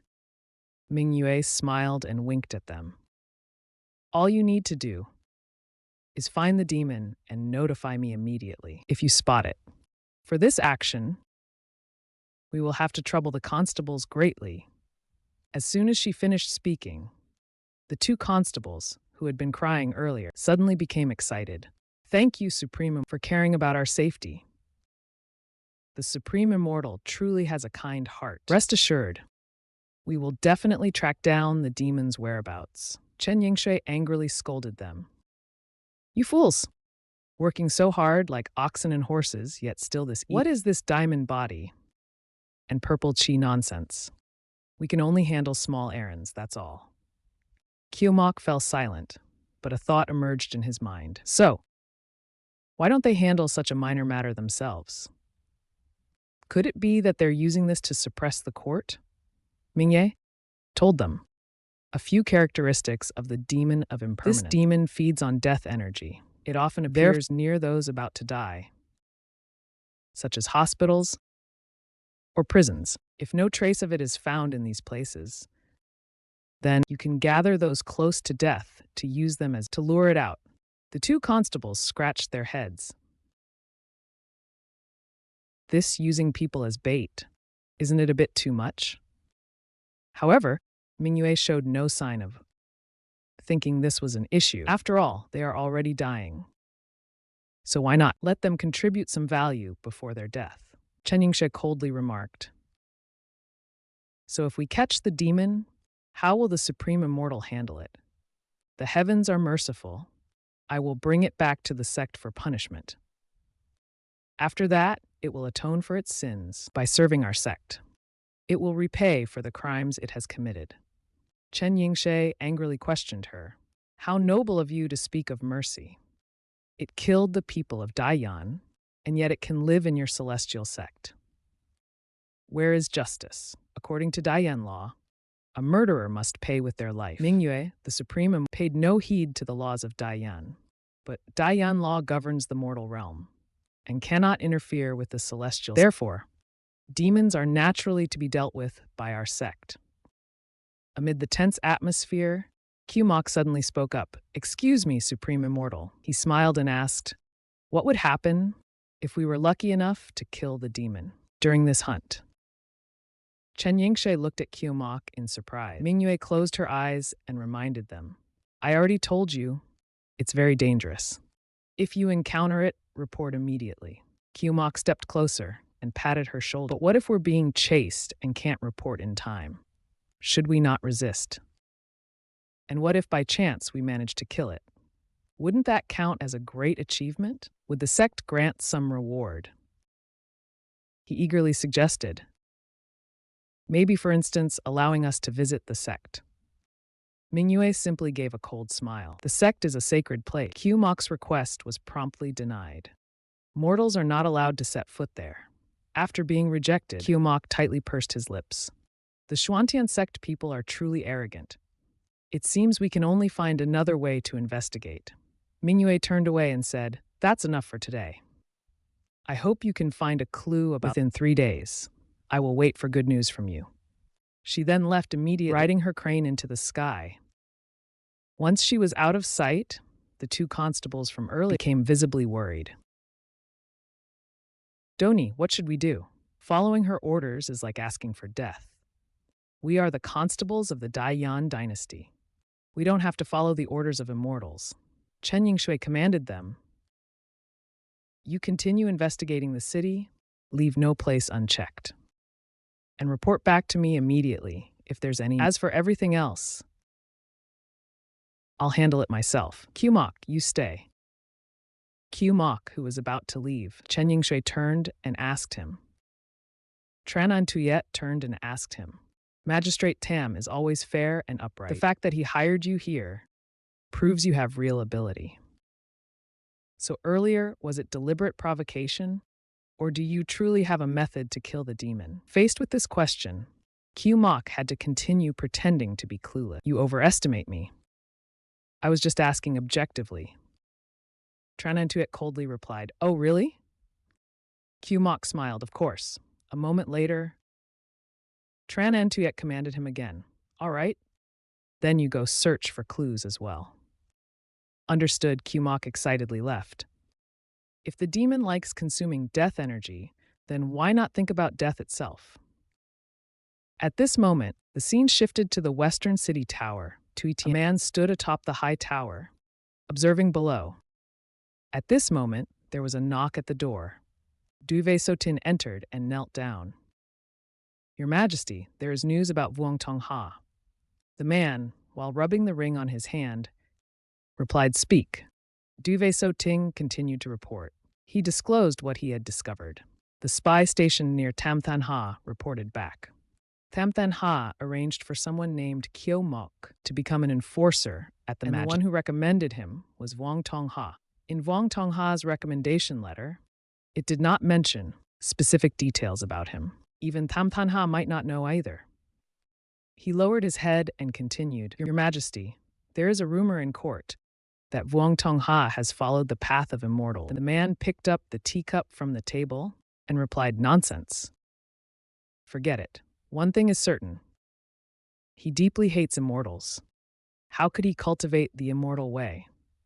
He looked into the tea and coldly remarked, "However, human hearts are fickle. After disappearing for 15 years, he now takes such actions. The person he recommended must not be an amateur. Make arrangements. I want to see what kind of person this Qmok truly is."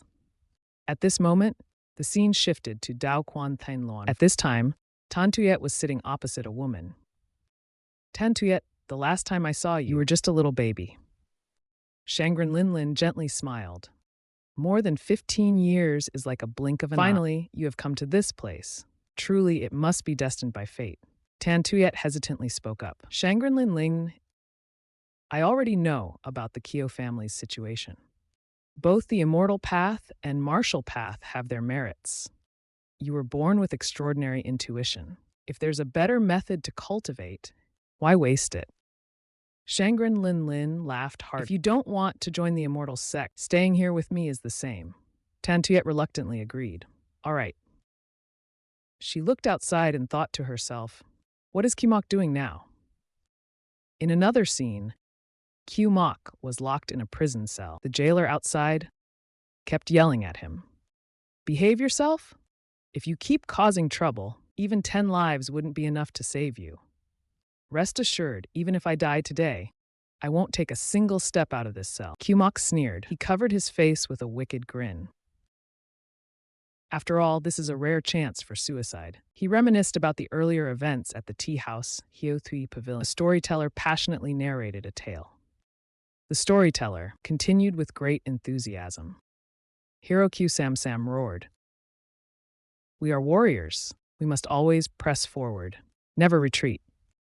With that, he struck through the chest and killed the lord of Yen City, then decisively left. Only the majestic figure of a hero remained. Kyumok, exhausted, covered his. If you just tell it, it's somewhat interesting. But now demons are causing trouble, and the storyteller surely knows how to stay trendy. He looked at the peanut in his hand and sighed. Initially, I planned to rely on rumors in the city to speculate about the demon's movement. Then I could die reasonably. Instead, I ended up listening to tales of my own glorious achievements. It was truly a waste of time. Suddenly, a strange voice rang out in front of me. He is the constable of Haduong Prefecture. Instead of handling public affairs during the day, he's here listening to imperial stories. Daiviem smiled as he questioned Kyumok. "May I ask if this is a lack of responsibility?" Kyumok curled his lips. "Are you teaching me how to work?" "How dare I? Just joking. But this person is not simple." He began to speculate about the identities of the two who had just appeared. An imposing figure, an extraordinary aura. At a glance, you can tell he's someone important. Moreover, the person standing behind him didn't move, but his presence was incredibly strong. Clearly, he's a master. Kyumok tossed a peanut into his and asked the man in return, "How do you know I'm not solving a case? If you enjoy lecturing others so much, why not go and advise the emperor about the war with the immortals?" Visotin angrily shouted, "Insolence, this man." His words were sharp, his demeanor extraordinary. The man twirled the fan in his hand. "I'm curious," he said.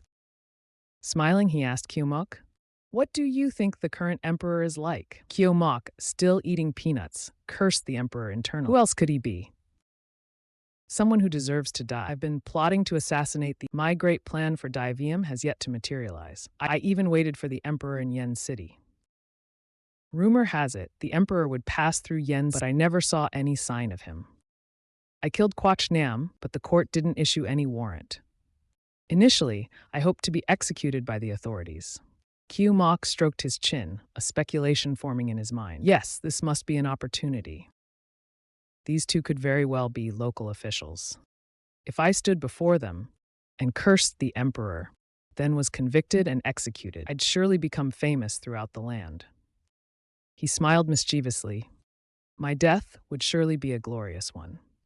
With this thought, Kyumok stood up and looked to the sky, beginning to praise the current emperor. The emperor is truly a wise ruler, rarely seen in 1,000 years. Everyone in the inn looked at him, puzzled. The emperor of Daiviem covered his mouth with a fan and smiled. 1,000 years? Isn't that an overly high assessment? Kyumok winked at him. Not too high, not too high. You see? The reign title he chose is so beautiful.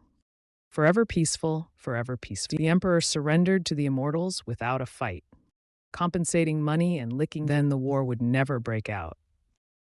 Isn't that what forever peaceful means? Visotin was so angry he gritted his teeth and rolled his. How could there be such logic? Daring to say the emperor is a coward was criticized by Kyumok. The emperor forced a smile, but the immortal's power is too great. Even the martial sage was defeated 7 times and had to retreat. The entire elite army was annihilated. Could it be that the current emperor is focusing on the bigger picture? Some things naturally have to be compromised. Are you saying the emperor is playing a grand game of chess? Right, my friend? Kyumok said something that hit the emperor's sore spot. If you lose, you take the hit. If there's no other choice, of course, you can only compromise. But compromising to stay in the shadows, or completely bowing as a subordinate, are 2 different things. He started crying, lamenting in front of the emperor about Yan City. 5 out of 10 homes were abandoned. The people fell into poverty and had to become bandits. His next words caused the other people present to feel immense dissatisfaction. However, the lord of Yan City may have starved without even realizing it. The imperial court didn't hear or care. Kyumok expressed his frustration by standing on the table. The emperor is said to receive his mandate to govern the people. He gave a cold smile. The implication was that the people are treated to appease the immortals. Resources can be cut arbitrarily. The people suffer, and besides weakening themselves, who knows how many Yan cities have been created. Mok fearlessly continued cursing the emperor. What an emperor above all others. At this point, Ting could no longer hold back. He slammed the table and shouted, "Treason and heresy!" Such slanderous words. Mok, undaunted, retorted, "Why are you so agitated? Everyone knows the emperor raises the immortal sex. He even set up branches of the immortal sex in every major city, always welcoming their wealthy to visit. This blatant partiality couldn't be more obvious. Those outside witnessing the scene were utterly astonished. Which hero's family does this man belong to dare to publicly scold the current emperor? This is 100 times more exciting than story. How thrilling." Mok even waved at the emperor. "You're almost riding on top of me to curse. Surely you've realized my identity. You're deliberately trying to harm me. Or in other words, these words might even reflect the opinion of the former Tongha." The emperor's eyes grew cold. He recalled the scene when Tongha knelt down, pleading with the emperor. Back then, Tongha died for advising the emperor never to submit. Now, the current situation in the world is exactly as he predicted. And he had even recommended this person. Tin, enraged, pointed his sword at Mok and shouted, "By law, those who slander the emperor in the marketplace will be executed after questioning. Nothing else needs to be said. This man is truly skilled in manipulating psychology." Even Tin, who is usually calm, was provoked. Mok arrogantly pointed at himself, taking responsibility for his words. "Disasters should not involve others. If I did it, I'll bear it alone." But this reckless self-awareness, what kind of trick is this? The emperor closed his fan and stopped Tin. "Let it go," he said, surprisingly sparing Mok. After all, he doesn't understand national affairs, just a loudmouth and a small fry. "We'll end this here for today. Farewell," the emperor said as he left. Mok was stunned. "What was that?" "My neck is clean and ready. And yet you're just gonna let me go." He reached out, trying to stop the two men. "Don't leave. I can curse even more fiercely." Suddenly, a soldier stormed in and shouted aggressively, "Who is Mok?" Mok's eyes immediately lit up. "Me!" "It's me. Someone reported that you made outrageous comments about the court at the tea house, slandering His Majesty. I'm here to arrest you, right? Quickly arrest me. I absolutely won't resist."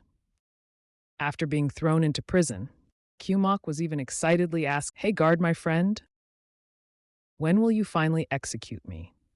Surely it won't actually be after autumn, right? Waiting until after autumn is too long. I'd rather take it day by day, hour by hour, than waste taxpayers' money waiting. No need to pick a specific time for the execution. I hope it will be lively. I'm someone who enjoys excitement. Who would want to die like this? Unless he knows he won't really die, and there's someone powerful protecting him. Who could have such influence? Daring to shield someone who insults the emperor." At this moment, a whip flew towards Mok's face. "Behave yourself. This is where death row inmates are. You'll never get out of here." Mok leaned against the wall behind him. From the guard's conversation, he was certain this was the death row section. "Then I've come to the right place," he thought, looking at the man in the next cell. The man was coughing. I remember now. The Wuchang monster likes to eat the souls of the dying, doesn't it? The man in the neighboring cell kept coughing relentlessly. Suddenly, he stopped, having noticed something. The shadow on the wall had changed. It was now a monster with green eyes, staring intently at the man. But it turned out to just be the shadow of a cat, a very adorable-looking cat. The cat kept staring at the man and meowed. The old man smiled and petted it. "So it's just a cat? It gave me quite a scare." "Why did you come here?" Using his frail strength, the old man stood up, trying to take the cat out. "This prison is a place of underworld mice.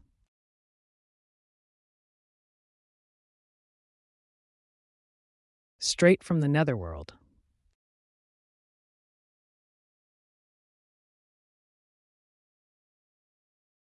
It's not clean here. Coming here won't do you any good. Come, let me take you outside. But before he could take the cat out of the cell, he collapsed weakly to the ground. Kumok anxiously asked him, "Are you all right, sir?" "I'm fine." The old man confidently replied, pointing at his stick-thin arm. "I used to be the saint thief, robbing the rich to give to the poor. In the martial world, I was quite a figure. But it seems like you're seriously injured," Kumok said. "Don't talk nonsense. A saint thief like me wouldn't get hurt from just a fall." The old man laughed arrogantly, continuing to boast to Kumok. "Nhớ lại năm xưa, ta một mình cầm kiếm, đấu với một kẻ dị nhân của nhà giàu. Trăm hiệp, nếu không phải vì một phút sơ suất mà bị bắt, thì giờ ta vẫn là anh hùng vang danh giang hồ đấy. Ông ơi, đừng có khoác lác nữa. Giờ thì chỉ còn là hồi quang phản chiếu thôi." Gestatajungskunning. Thì cũng là lúc hai mắt ông ta trở nên mơ màng rồi trắng. Zattenkor. "Ta cướp hàng của thương gia. Hồi còn nhỏ ta ở trong căn nhà tranh tồi tàn nữa." Một lúc sau, ông lão ấy cuối cùng cũng ngã xuống đất rồi mất mạng. Người đâu có người ngất xỉu rồi. Con mèo vừa rồi ông ta bế trên tay, đột nhiên lại gần thi thể của ông lão ấy. Hai mắt nó phát ra ánh sáng xanh rồi kêu lên một tiếng. Mèo Kiêu Mộc cũng đã nhận ra có gì đó không ổn. Hai mắt cậu ấy mở lớn vì kinh ngạc. Như mèo nho đang hút toàn bộ tử khí trên người ông lão. "Sao người?" Kiều Mộc lập tức đứng dậy rồi hô lên. "Ngươi làm cái gì vậy?" Timer kiểm tra hơi thở của ông lão đang nằm dưới đất. Tình trạng của ông ta, người chết rồi. Cậu ấy lạnh lùng liếc nhìn con mèo nhỏ ở bên cạnh. Trẫm bộ đầu nói, "Từ sư phụ hiểu, thế nâng cao sức mạnh yêu quái." Lóe lên một tia sắc khí dành cho con yêu vật kia. Nếu như mình đối xử nhầm, thì con yêu vật vô thường kia, có ấy vị smeng, thì con mèo nhỏ vừa rồi, nay đã trở thành một con yêu vật khổng lồ. Nó nhe hàm răng sắc nhọn, rồi từ từ đi về phía của Kiều Mộc. Chính là, nó đương nhiên là Kiều Mộc không hề sợ hãi. Có ấy thậm chí có ngoác tờ keyword. "Tốt lắm nào đến đây. Giết chết ta đi." Con yêu vật ngạc nhiên kêu lên trong ánh mắt của nó. Kiều Mộc đang nở một nụ cười vô cũng xấu xa. Và xung quanh cậu ấy có rất nhiều tử khí đến đây. "Không phải ngươi thích ăn tử khí sao?" Khi vật miss. Cậu ấy nắm chặt, tay tạo thành nắm đấm. "Như này mới đúng chứ. Chúng ta không chết không xong đâu." Thế nhưng, con yêu vật ấy đột nhiên lại trở về dáng vẻ bé nhỏ. Nhảy lên ôm lấy cánh tay của Kiều Mộc. Thấy cảnh tượng này, cậu ấy chỉ biết ngơ ngác sững sờ. Kiều Mộc tức giận nắm lấy đuôi của con mèo. Saying you're tough kneeling. Cút ngay ngươi là yêu quái vô thường. Giết người không chớp mắt mà lại làm mấy cái trò mèo như làm nũng. Có cần thể diện mèo nữa không vậy? Con mèo liên tục cọ lên cánh tay của Kiều Mộc. Its expression seems quite satisfied. What kind of expression is this? Does the cat like men too? Suddenly, he came up with an idea. Wait a minute, this monster eats death energy. It's following me. Could it be that I'm about to die? Just then, a commotion appeared outside the prison. "Where is the prisoner Sheichu being held?" "Over here. Please follow me." The jailer was running after and flattering the magistrate. "Sir Magistrate, rest assured. No criminal can escape from this prison." The jailer pointed at Chumu and introduced him. "Sir Magistrate, this person is the serious criminal who insulted the emperor. When will the interrogation and execution take? Can we do it quickly? I can't wait any longer." The magistrate actually bowed his head and apologized to Chumu. "Chudaren, you're joking. It was just a misunderstanding. I came here to request your release." Chumu didn't feel happy after hearing. Instead, he got furious and threw the door. "Release? What kind of joke is this? I almost died, hanging between life and death. And nothing happened?" The jailer and the magistrate were sweat. They looked at the agitated Chumu. The magistrate wiped his sweat and gave orders to his subordinate. "It was our mistake. Chubo, it's natural for you to break out of prison. Quickly, remove the shackles from Chu Daren." The magistrate looked at Chumu fearfully. He could escape, But he didn't. He even insulted the emperor, and yet someone came to rescue him. This Chubo has a powerful background. We can't touch him. Chumu suddenly spoke. There's one more thing, you can say it. He looked at the old man's corpse, then ordered the county magistrate to let the old man rest in peace. He died from a fall, barely surviving. Chubo is indeed a kind-hearted person. We must ensure he receives a proper burial. Speaking of which, the cat was clinging to him earlier and wouldn't let go. Now it's disappeared. Where has that beloved cat gone? Lord Xiao had just gone this way. The scene shifts to outside the magistrate's office. 2 days. In just 2 days, Shen Qinghe slammed the table in anger. You've used your position to cause trouble and got arrested. What would that do to the credibility of this magistrate's office? Qiao Mu patted his chest earnestly and explained to him, My lord, you know me. I caused trouble intentionally to solve the case. I infiltrated undercover and gathered 10 pieces of evidence. I beg you to trust me completely. I have absolutely no personal agenda. Shen Qinghe rubbed his hands. Is that so? Then he pointed at Qiao Mu and scolded him even more fiercely. Do you take me for a fool? Go to prison. You even dared to insult the emperor in public. At this moment, Chen Angshui interrupted them. She, along with Shen Qinghe, continued to criticize Qiao Mu. Qiao Mu, to save you, I had to use that special privilege for the first time. I even personally went to the prefect's office. I apologized to Liu Lao and brought gifts to compensate Prefect Liu. If it weren't for Mr. Wang's face, who would bother about him? At this moment, Qiao Mu appeared very sincere, bowing to Shen Qinghe. Thank you, my lord. You and Wang Song are the stepping stones under my feet on this path of self-destruction. From now on, be careful with your words and actions, Shen Qinghe said with a serious expression. Recalling the situation at that time, although I went to save someone, I heard from Magistrate Liu that before I arrived, someone had used the flying fish to demand his release. He looked at Qiao Mu with an extremely cautious gaze. Flying fish token. It's an imperial decree issued by the emperor for his guards. It's the emperor's command. Could it be that the person above him is the emperor? Did the emperor order him to scold me? In his mind, a terrifying thought suddenly emerged. Could it be that the current emperor has such peculiar interests? Hasn't he already scolded him enough? Shen Qinghe sat down on the chair and said, All right, let's get to the point. Did you see that monster in the prison? Qiao Mu recounted everything he saw to them. A monster, yes. It was a cat demon, with colors mixed between white, black, and yellow. It was about this big and appeared next to a condemned. After consuming the prisoner's death aura, it grew larger, even taller than a human. But I didn't see it harm anyone. Chen Angshui stroked her chin and began analyzing what Qiao Mu had just said. Every time the Wuchang monster appears, someone always dies. This point matches. Previously on the body of some victims, there were claw marks. Indeed, they resemble wounds caused by tiger cat-like monsters. Qiao Mu thought of the cat he encountered and refuted Chen Angshui's conclusion. The culprit may not necessarily be the Wuchang monster. Why do you say that? He smiled and shared a speculation. Could it be possible that the cat is simply attracted to death aura, and that's why it appears at the scene of powerful crimes and is mistaken as a killer monster? Chen Angshui was also surprised by his speculation. Are you saying, she realized Qiao Mu's inference, there's another monster? At this moment, atop the celestial, a white tiger with wings swooped down, attacking the people below. 2 women screamed in fear. Senior Sister Mingyue. The Holy Maiden's bitch-ching-wing tiger is truly ferocious. We can't control it? Moreover, every time Senior Sister leaves, it goes crazy. The 2 of us, we really don't know what to do anymore. Suddenly, a voice filled with anger came from behind them. Watch your words. Taming spirit beasts is our responsibility.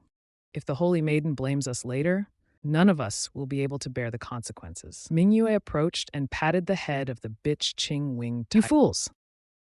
If the ferocious tiger didn't go mad, how could I showcase my beast-taming skills to the Holy Maiden? How could I earn merit? Besides, the Holy Maiden needs to meditate for at least a month. This issue isn't too serious. She smiled at the bitch Ching winged tiger and began devising her next plan. I'll just use those mortals to catch the Wuchang cat demon. My status within the sect will surely rise to a new level. The scene shifts to nighttime. Chen Angshui was giving instructions to her subordinates. This operation aims to capture the Wuchang beast. She continued assigning tasks to them. Chief Chiao, you saw it last night at the western prison. Therefore, the focus is to search the western part of the city. Don't miss a single corner. They immediately set out according to the plan, and everyone followed.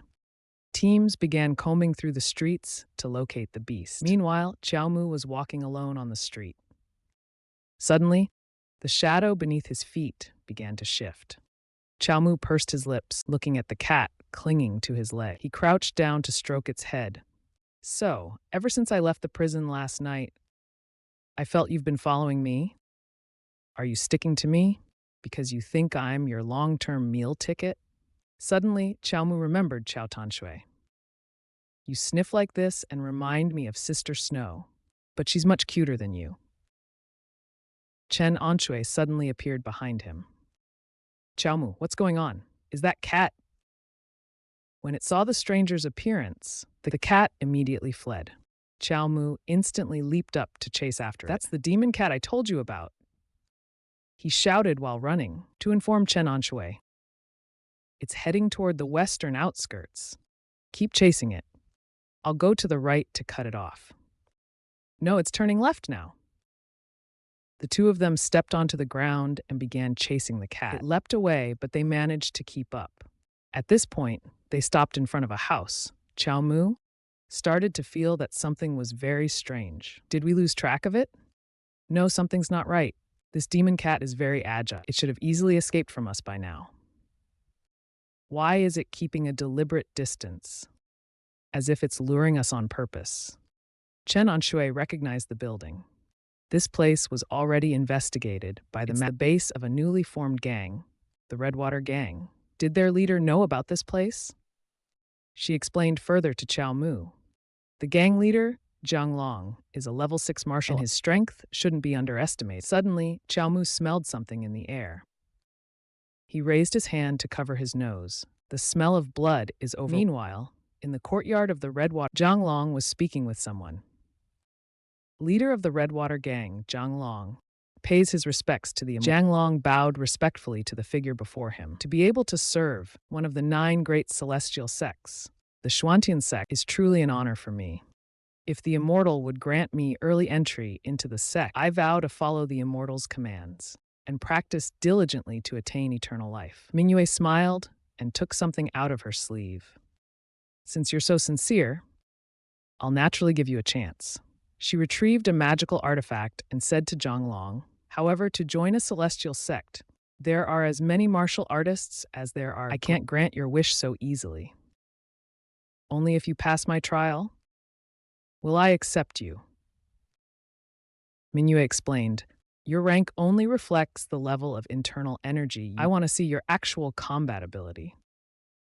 Don't worry, it's just a light test. No major disturbances are allowed. Jiang Long looked at the bitch Ching winged tiger and began to feel frightened. This, Mingyue smiled provocatively. Are you scared? If you want to give up, that's fine. But the path to immortality. Before she could finish her sentence, Jiang Long's fighting spirit reignited. No, Immortal, you misunderstood. I'm only worried that I might accidentally kill it. Don't worry, I'll keep my strikes controlled. Moments later, Jiang Long was drenched in blood, lying beneath the claws of the bitch Ching. Immortal, save me. In the end, he died under the claws of the demon beast. The Wuchang beast can smell the scent of death. The death aura only appears on those near death. The death aura on you, a 6th rank martial artist, is incredibly strong. It smelled it and will surely come here. Mingyue laughed smugly. All right then. Fine, let's keep him alive for now. If he's killed, the death aura will dissipate quickly. However, the bitch Ching winged tiger's eyes were still filled, completely ignoring her command. Mingyue began to feel uneasy. In the past, feeding it blood and would make it obedient, but today, Could it be that this sixth-rank martial artist is like a powerful elixir triggering its savage instincts? Suddenly, a cat's cry echoed behind her. Mingyue pulled out a storage pouch and aimed it at the demon cat. "You've come as expected. Surrender willingly." However, the winged tiger was faster than her. It quickly used its wings to fly toward the cat. As its claws struck down, the demon cat leapt aside just in time to evade. Mingyue's expression changed immediately. She started to panic. This is bad. The tiger has lost control. If others find out, then... At this point, the demon cat had already lured the tiger. Chen Angshui shouted urgently. "Look, above the tiger, there's another demon beast." Chen Angshui ran ahead and ordered Qiao Mu, "Follow me. Get to the sealed door ahead." She kicked the door open.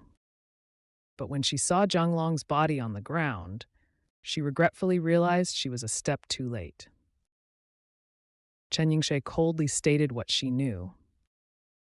That demon tiger must be a spirit beast raised by the Xuantian sect. Spirit beasts are usually controlled by cultivators. The beast tamer must be here. Qiao Mu finally understood what she was thinking.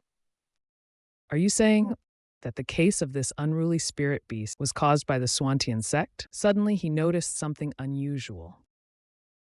The demon cat had been defeated by the white tiger and was falling to the ground. Qiao Mu quickly jumped to catch it. He smiled triumphantly. A perfect hero rescues the cat moment. However, at that moment, the white tiger appeared right behind him. Chen Yingshui immediately used her shadow step technique. Qiao Mu and the demon cat were terrified, but were suddenly pulled away by her. Halfway to safety, Chen Yingshui turned back to warn Qiao Mu. "The demon tiger is too strong. We are no match for it. My speed can buy some time. Go call for help." She threw Qiao Mu forward and urged him. "Go quickly, Yingshui." As soon as she finished speaking, the demon tiger's claw, she quickly turned to prepare for battle. But the scene before her made her eyes widen in fear. Not good. Qiao Mu charged forward, using his heaven demon disintegrator. He surpassed Chen Yingshui, rushed at the demon tiger, and landed a punch. He suddenly said something baffling. "Sorry, boss." Qiao Mu glanced at Chen Yingshui and smiled. "I can't let you steal my credit." Chen Yingshui angrily questioned him. "Qiao Mu, didn't I tell you to call for reinforcements? Why not?" "Boss, you go call for reinforcements. I'll handle this here." Wei Soding, watching from a tree, felt incredibly angry. Fools. They could have escaped, but now they've delivered themselves to death. Both of them will die here. He closed his eyes and recalled the Emperor's orders. The Emperor wants this one alive. If he dies here, it won't be good. Wei Soding opened his eyes, but he sensed something. The real mastermind controlling the demon tiger was still present. Ming Yu stood atop the tower, looking down. She was amazed by Qiao Mu's strength. "Those troublesome officers. I told them to notify me immediately if they saw a beast. But someone so reckless dared to charge in." She smiled with excitement. "Well then, just a mortal level warrior. All right, just a level 6 mortal martial artist. It's only enough to give the tiger a good meal. Wait until the tiger is full. Then I'll take it back." Wei Suojing gritted his teeth. He glared at Mingyue Shangxian with hatred. At this moment, His Majesty didn't want to cause conflict with the immortal. If I act recklessly, I fear it will bring a lot of trouble to His Majesty. The tiger demon, after being kicked down, stood up again. We can only act according to the situation. The tiger demon went berserk and charged at Qiao Mu immediately after. On his chest, 3 sharp claws instantly appeared. Caused by the tiger demon, Qiao Mu clutched his chest and retreated. This tiger demon is really strong. It managed to break my body-protecting chi just by using its claws to attack the wind blade. His eyes lit up as an idea occurred to him. Dying under its claws must bring great benefits. Use your strongest move and kill me. The tiger demon widened its eyes and opened its mouth, beginning to gather power. Then it roared and attacked Qiao Mu. Facing this overwhelming power, Qiao Mu did not dodge, but faced it directly. Good. Let me die with satisfaction. But before he could enjoy the moment, he was pulled back by an arm. Chen Yingshe angrily scolded him.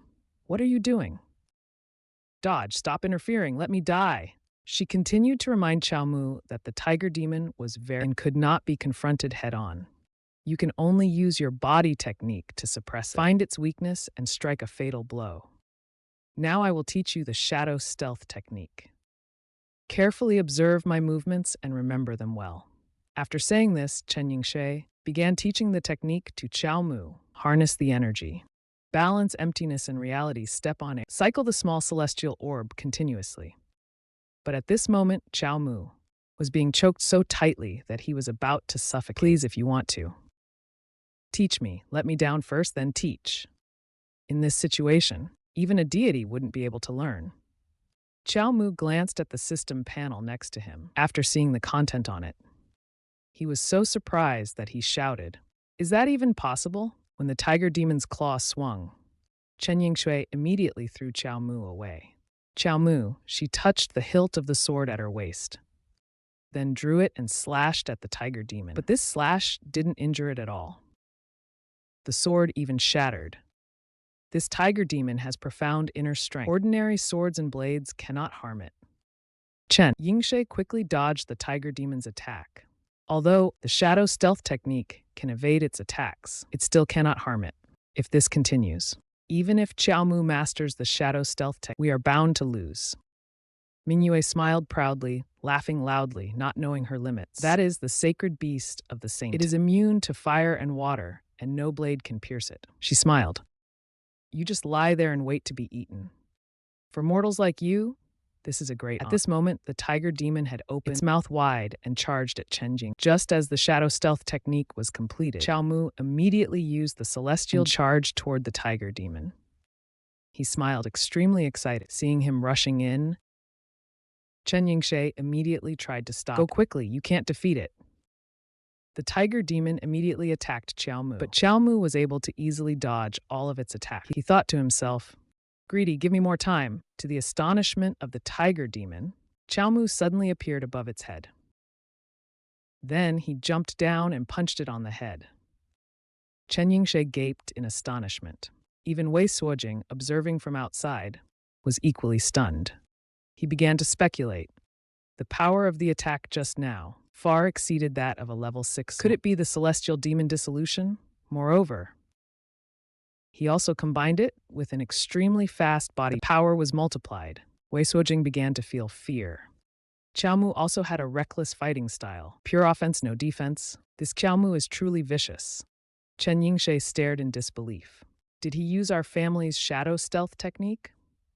She remembered the way Qiao Mu used the shadow stealth and started doubting herself. Stealth moves, rapid motion. Why was he using such violence with it? Could it be that I've been practicing it wrong all these years? Qiao Mu drew a sword and shouted, "Die!" At that moment, Mingyue appeared and stopped him, ordering him to halt. She commanded Qiao Mu, "This tiger is the sacred beast. Hand it over to me." But Qiao Mu just sneered coldly. What does the immortal sect's rules have to do with a mere... This beast has harmed countless... He shouted and swung his sword directly at the tiger. Wei Suojing was stunned, his eyes wide open. How dare he do this? How could a mere martial artist like him do that? Wei Suojing was stunned, his eyes wide open. He actually dares to kill Yet he is resolute in killing this tiger demon. How dare he? How can a mere martial artist like him easily accomplish what even Mingyue's face turned pale with fear? You! At this moment, the sword in Qiao Mu's hand was now stained with fresh blood. The vicious beast has been eliminated. But the one who released the tiger to kill and disregarded the lives of common people must also pay with their life. He pointed the sword at me. You must pay with your life. Her eyes opened wide, filled with fear. She angrily questioned Qiao Mu. If the sacred beast of the immortal sect causes, then it will naturally be dealt with by the immortal sect. A mortal like you has no right to interfere. You even accuse me of a crime worthy of death. Chen Yingshe suddenly spoke. Accuse? May I ask, Mingyue Shangshan, explain why you are here? Her eyes turned cold. Are you capturing demons or protecting demons? Mingyue waved her hand and summoned a crane paper. How dare you question the actions of this? You acted without my permission, disrupting the immortal sect's affairs, and harmed the sacred beast of the saintess. As she left them with a warning. Everyone in the Ministry of Justice, prepare to die. Chen Yingshui murmured Mingyue's words. You acted without my permission, disrupting the immortal sect's affairs, and harmed the sacred beast of the saintess. At this moment, Xiaomu suddenly collapsed to the ground. Chen Yingshui quickly supported him. Xiaomu, are you okay? Cheer up, don't worry, I will find a way to heal you. Me and the master, we will definitely find a way to treat you. We will succeed. He used a little strength, and finally spoke one last sentence before dying. Don't save me, Xiaomu. At this moment, the cat demon was sitting on a tree branch. It was so full that it let out a sound of satisfaction. Its expression was quite pleased. Not like someone about to die. It had eaten just a few bites of death aura. This time it was truly satisfied. The death aura on it had perfect purity. It couldn't be better. Thinking of being held by Xiaomu, its face immediately turned red. Moreover, it had even been saved by him last night. How special, how wonderful. The cat demon suddenly showed great regret. It's a shame that in the end, that bumbling official was severely injured by the tiger demon. I even followed him all the way to the Ministry of Justice, but I was still one step too late. On the way, the aura was gone. It sighed, hugging the tree branch. Why must I, a cat demon, eat death aura? Being noticed by me means my death is near. I guess I'll live alone all my life.